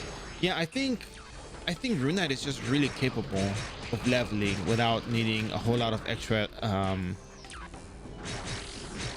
gear. I think it's just really a matter of understanding that your runes can do a lot of work for you. It can really help you handle the later content with the daily quests that provide a lot of EXP, and it's an absurd amount of EXP. Oh, look at these mobs here. Oh, no. Skill kind of bugged at desyncs. Character position on the server. Oh. Well, that's not good. No bueno.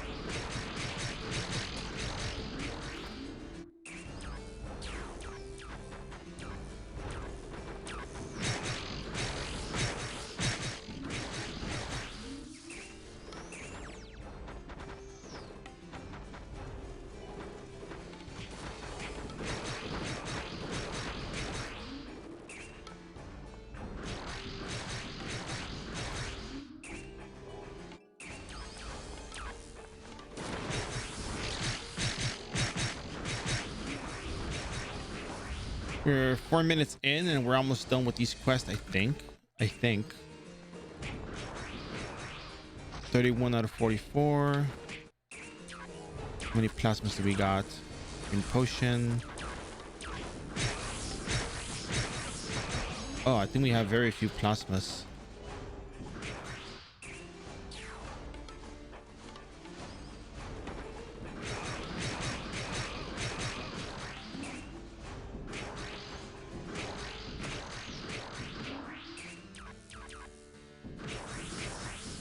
But man, these plasmas take a lot of damage, and that's good.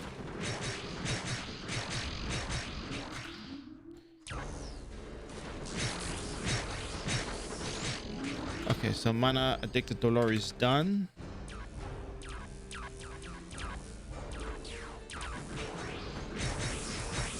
Ten minutes in, we're almost done. We need 22 plasmas.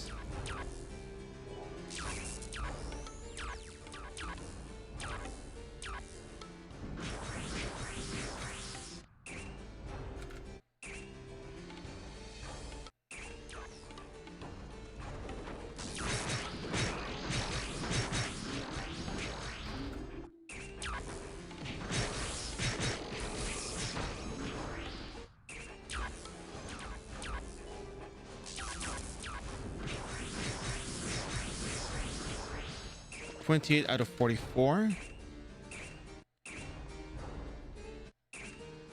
Right now, I'm just looking for plasmas. If I see plasma, I mob it. Wow. Wow, these monsters are hitting hard.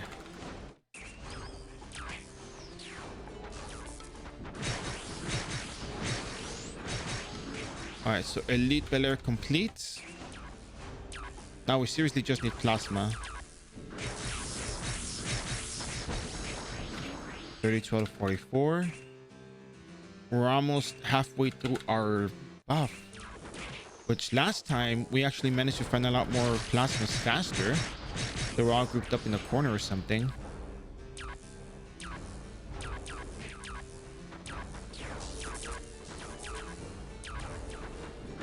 But at least we're gonna hit level 150 at this point, so that's pretty good, right?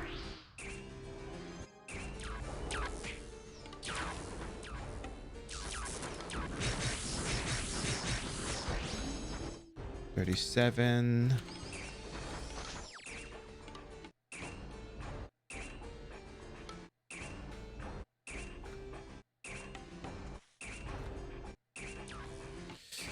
I skipped on the plasma.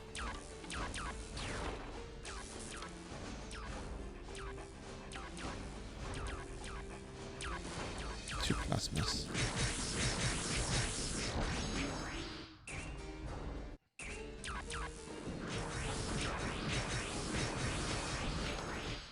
4 more plasmas.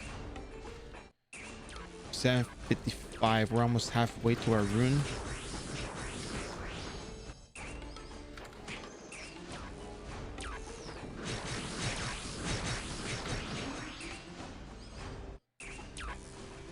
All right, let's make our way. Oh, there it is. Let's make our way on over to the exit.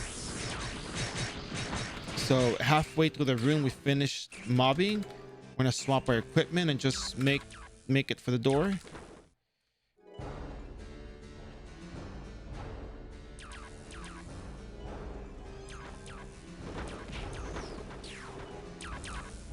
All right, swap our equipment back, and here we go. Before we do that, we gotta make sure we put on our holy crimson weapon.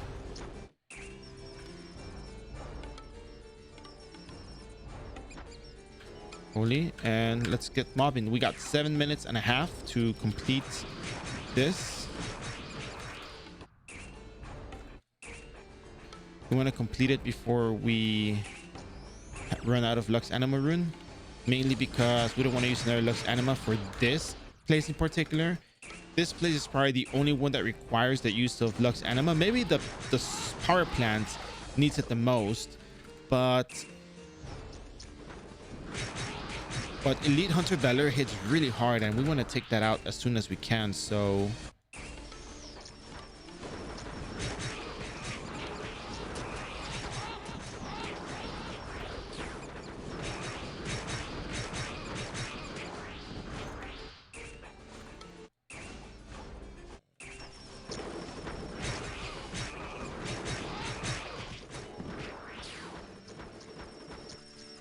that's way too many teleport. That's way too many monsters, but that was bottom right corner, which is pretty good actually.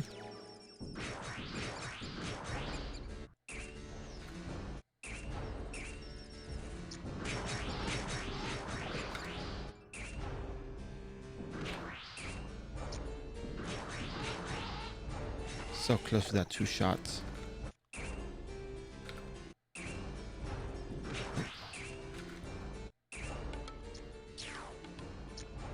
Let's get the Venoms. We'll find more monsters, just take them out. Doesn't matter. What matters is that we find ourselves in a spot with more of these. The sewage waterfall is kind of annoying to get to. Oh, Wrathback. Too bad it's not the other one. I'm gonna call it Hypocrisy Edge. That would have been nice.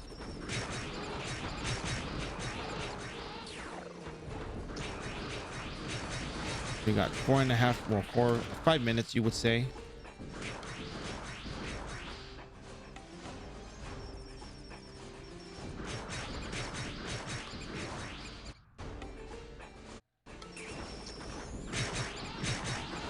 Hey, we're level 150. Congratulations, Bear. You've done it again.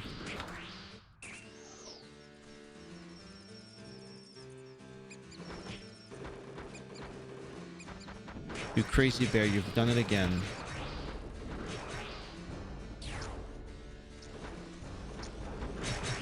$150. Who would have thought?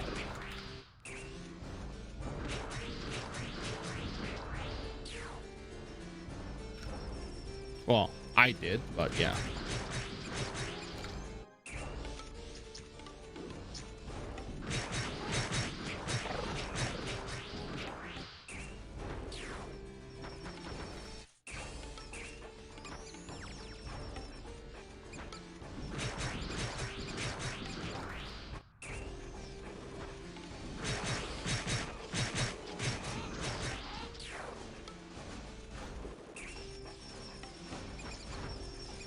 That's a really nice mob of monsters here.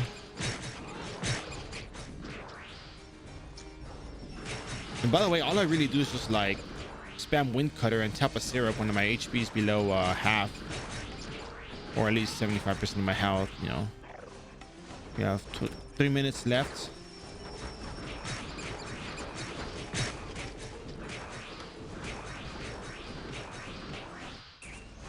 I know bottom right corner has a lot of mobs waiting for me.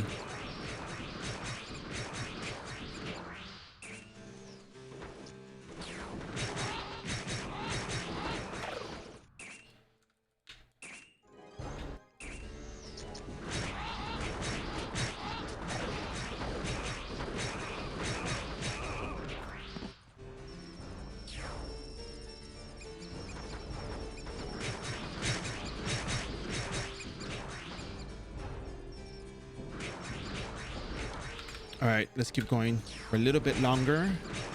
So we're almost there. We're almost done with this quest. 31 out of 44, 39 out of 44. The only one that is troublesome is the sewage waterfall. Sewage waterfall is at 27, I think it is. And we are 2 minutes and 12 seconds left. So if we can do this. That's top middle area. So 3 of the sewage crams, the venoms, 10 more of those should go.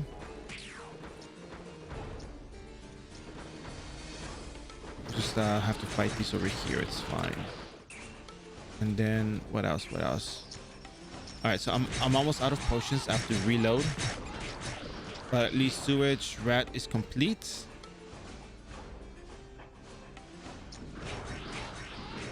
Venom has 6 more to go. 5 more to go. 4 more to go.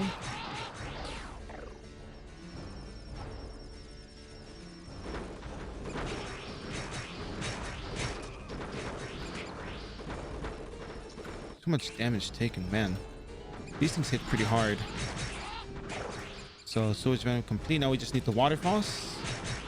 We got 1 minute left for the waterfalls. We got 36 out of 44, which honestly, this is pretty good time for this.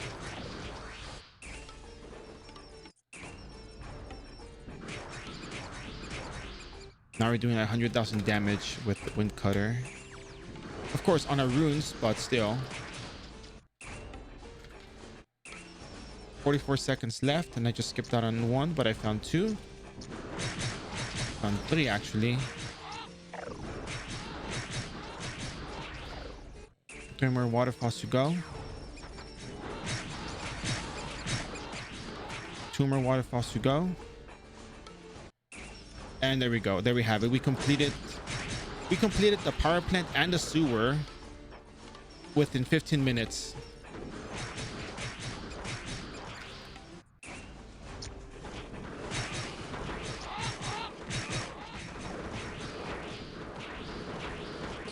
I'm not even hitting anything at that point. I'm just like position lagged. There we go. There we go. All right. So we finished all of our daily quests. We're going to go ahead. We're going to turn in our snake skins for the BMX3 buff. And we're going to turn everything in.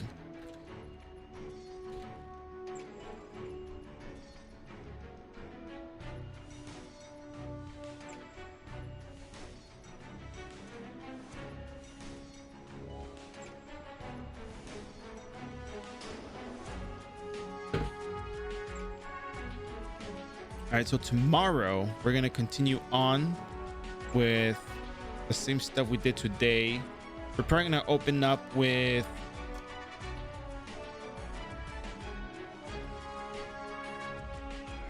base worm nest, just the most logical thing to open up with. We have a whole ton of syrups on us anyway, so we can probably go with that. We have all the other quests complete in Frontera. We have Delusion Dungeons. So let's go ahead, grab that stuff, and go to our Illusion Dungeons.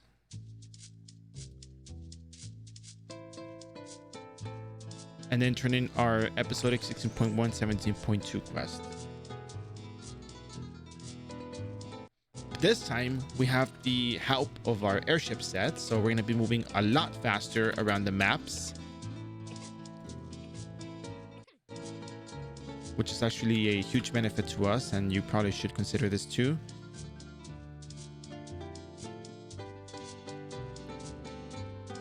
I'm gonna turn in these badges. We're trading for badges, equipments, snake skins. So now we're gonna go ahead and buy our BMX3 buff. And remember, we're gonna log out right after this. Just keep that in mind because we want to save the battle manual buff for tomorrow when we go to Phase Worm Nest. We have our Deadly Illusion armor ready to go, and that's going to help us mob and kill everything in there. So let's go ahead. BMX3 buff, 3x battle manual. And off we go. We're going to open up with the Frontera quest.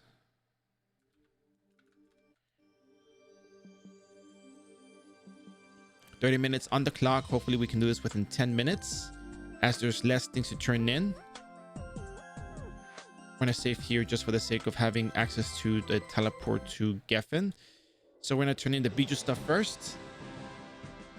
And then we're going to be going into the dimensional thing to go into Destroyed Prontera, turning the quest outside of Destroyed Prontera. So we're going to go from 16.7, level 150.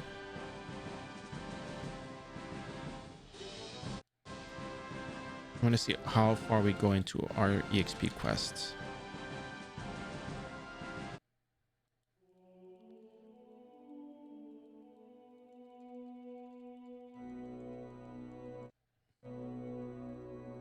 So yeah, so for those of you watching right now, we hit level 150. We're pretty much done with the 100 to 150 section of this Rune Knight series. Strongly considering, very likely, more than likely, we'll do 150 to 180. 20.92, 29. Wow, that's pretty good EXP.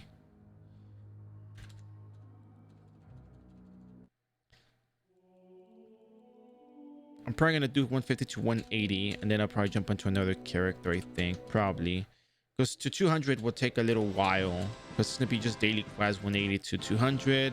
You'll be running dailies, daily instances.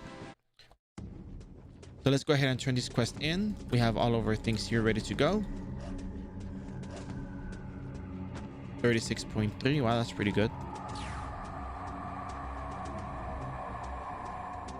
Dark Lord requires a little bit of RNG, but we should be able to do it with ease.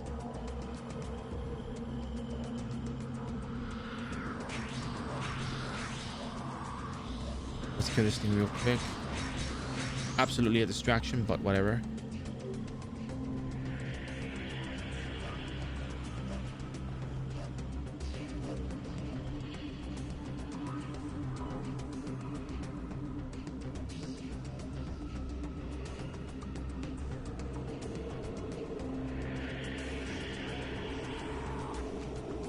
There we go. We got it. So then we gotta go turn it in with Baphomet.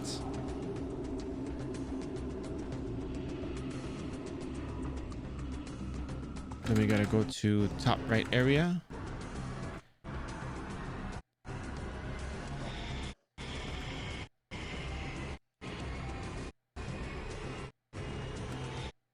Here we go. That's a good spot.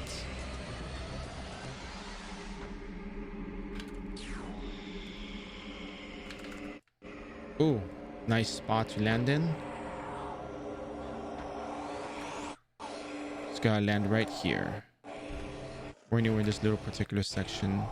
I probably just walk with this movement speed, but there we go. Landed right on it. So that was 7 quests turned in. Now we gotta go turn in the Richard quest, which should not be difficult. We just walk right in.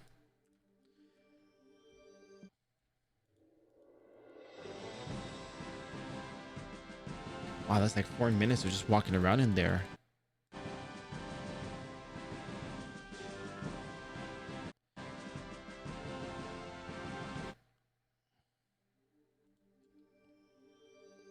I'm gonna turn in the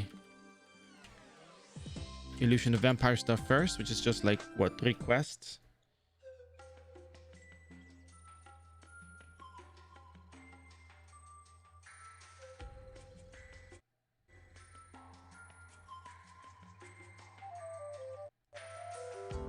It's a little bit of walking, but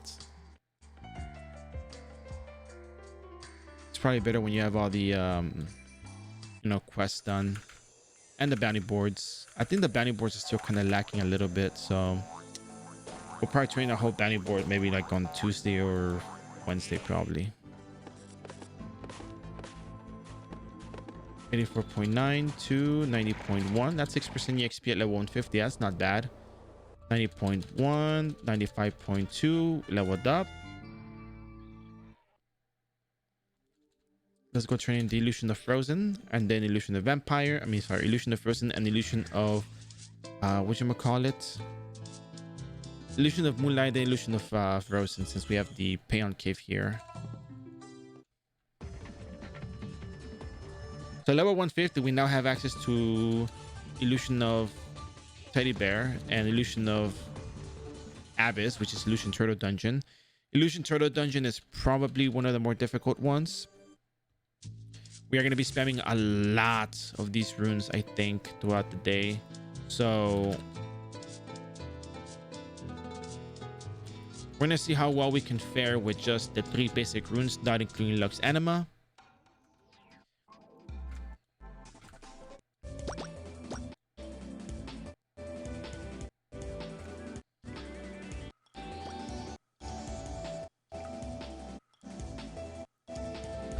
Lend me there. 24 minutes. 4 minutes to go.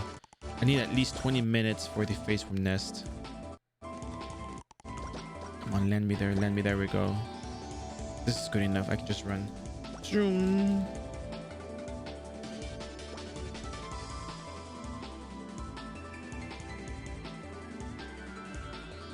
Wow, 3.5 hours to just run and do dailies really fast. I'm gonna give it a chance by being teleported back to the center, but I keep teleporting around.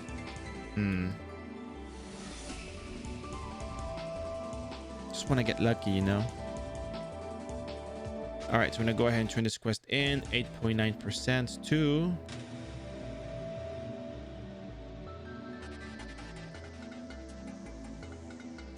20.4, not bad. So we did the Illusion Dungeons, we did Biju, we turned Biju in.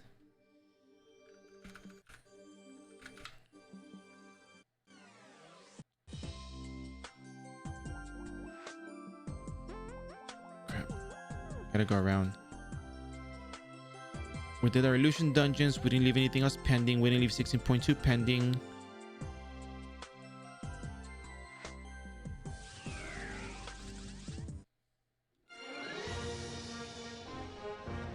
So all we got now is just the 17.2. Which is good because that's 22 minutes and 51 seconds. That's not bad. It's good.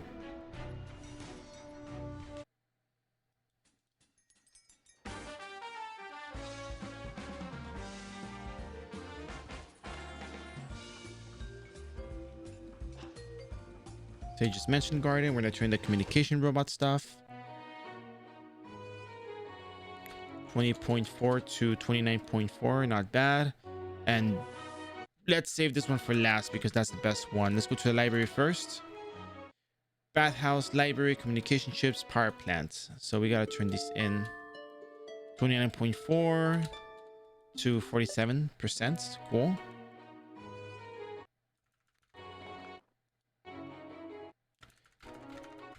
Let me get out of here real quick. Let me go up to the library. No, to the bathhouse from the library.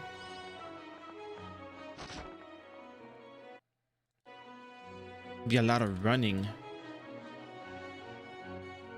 At 21 minutes and 51 seconds. We're good. We're on time.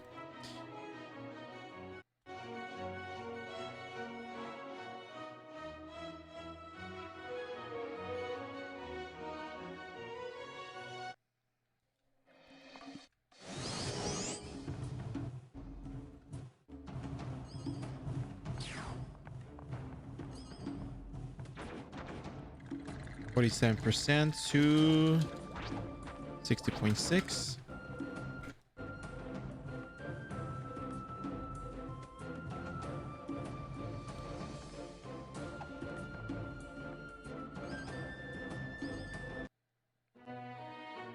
So bathhouse, library, communication chips turned in. Just gotta do the sewer, and then we're gonna butterfly wing and put ourselves outside of Phase Room Nest, because that's where we're gonna be starting tomorrow morning.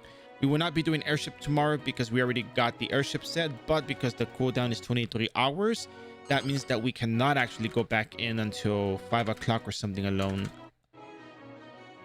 Or something along those lines. So we're probably going to have to just leave that instance alone for tomorrow and probably tackle on the other stuff. Now that we're back at the entrance of the Sage's Garden, we're going to be going into the entrance right here.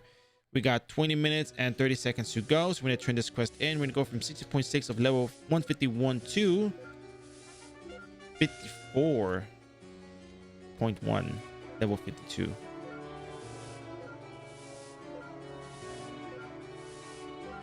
Yeah, goodbye. And now we're in a butterfly wing. Level 152, not bad. Probably easy, but I'm thinking about it. I mean, just because you asked, I'm not reluctant, but no, I'm just joking. I was talking about it earlier. I think I might do it because I'm actually I'm just joking, man. I'm just joking. No, I'm actually thinking about it because I think we kind of established. I think this establishes what level 100 to 150 looks like. I don't think there's anything in particular that needs to be revisited or redone. Maybe other classes will have it,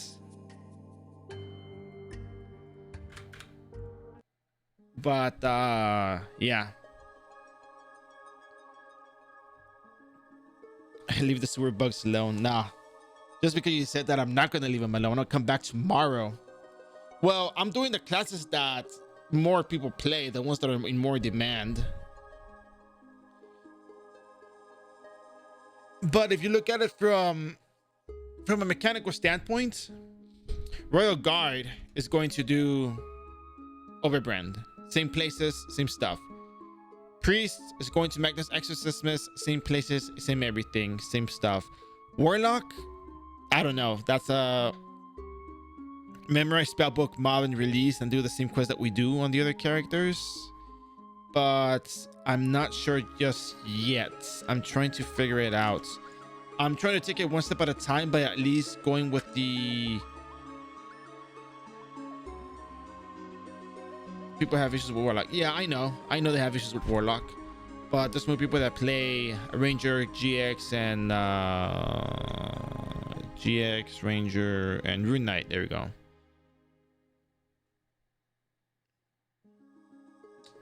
So yeah, so for now we're gonna give it a rest. I'm gonna go ahead and jump us over. I think if everything is going fine, everything is going fine at this point. I think we should. Okay, let's do this. All right, so we're gonna be jumping over to a channel of someone that we know, someone that you may know, and we're gonna do it because I would like to just jump in and be cozy with some art. So I'll figure out what we're going to be doing, but I think 150 to 200 is very likely. I think that may be the way I want to go about it, because for what it's worth, it's very it's kind of easy in my opinion, from what I gather, just because we have a lot of EXP quests that we can actually do. So I don't think there's an excuse for not being able to level up. That's what happens to make a magic class more poor. I mean, yes, in a sense, yes, but at the same time, you have to consider the following. Do people just try go killing monsters, or do we actually try doing the quest? Because I don't think I killed that many monsters in the level 110 to 120 phase. I don't think I did all that much killing, to be honest with you. And I think it was because of the 16.2. So I really think it's a okay. So if I was to play Warlock and I did the thing with the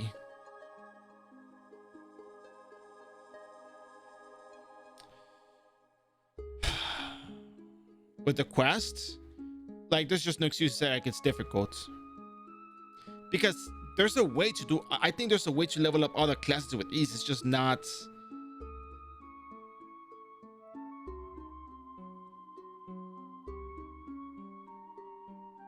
It's not difficult to level up the class. I think it's just the approach that I'm doing utilizes the game's resources instead of just going grinding at it, you know?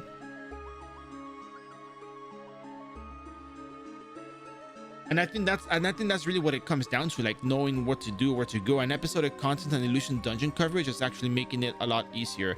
In fact, the only reason why I was up for this particular 100 to 150 for all characters, you know, the idea for this year 2024, was because I read through everything in the game, and sometimes I still, you know, read. I still read through some stuff and talk about it like first time, but there's a lot of stuff that I've read that I just think, oh yeah, no, this is easy. Oh yeah, no. But I want to see it done in real time. That is the only difference. Like, it's like you go to school, you read something, and then, like, you know, you actually apply it in real life. Two huge differences. But yeah, so Yeah, we're gonna be doing 150 to maybe 180 first before we start doing it to 200, because 180 to 200 is just Odin quests and then just doing instances and making Zenny out of the stuff and buying stuff and whatnot.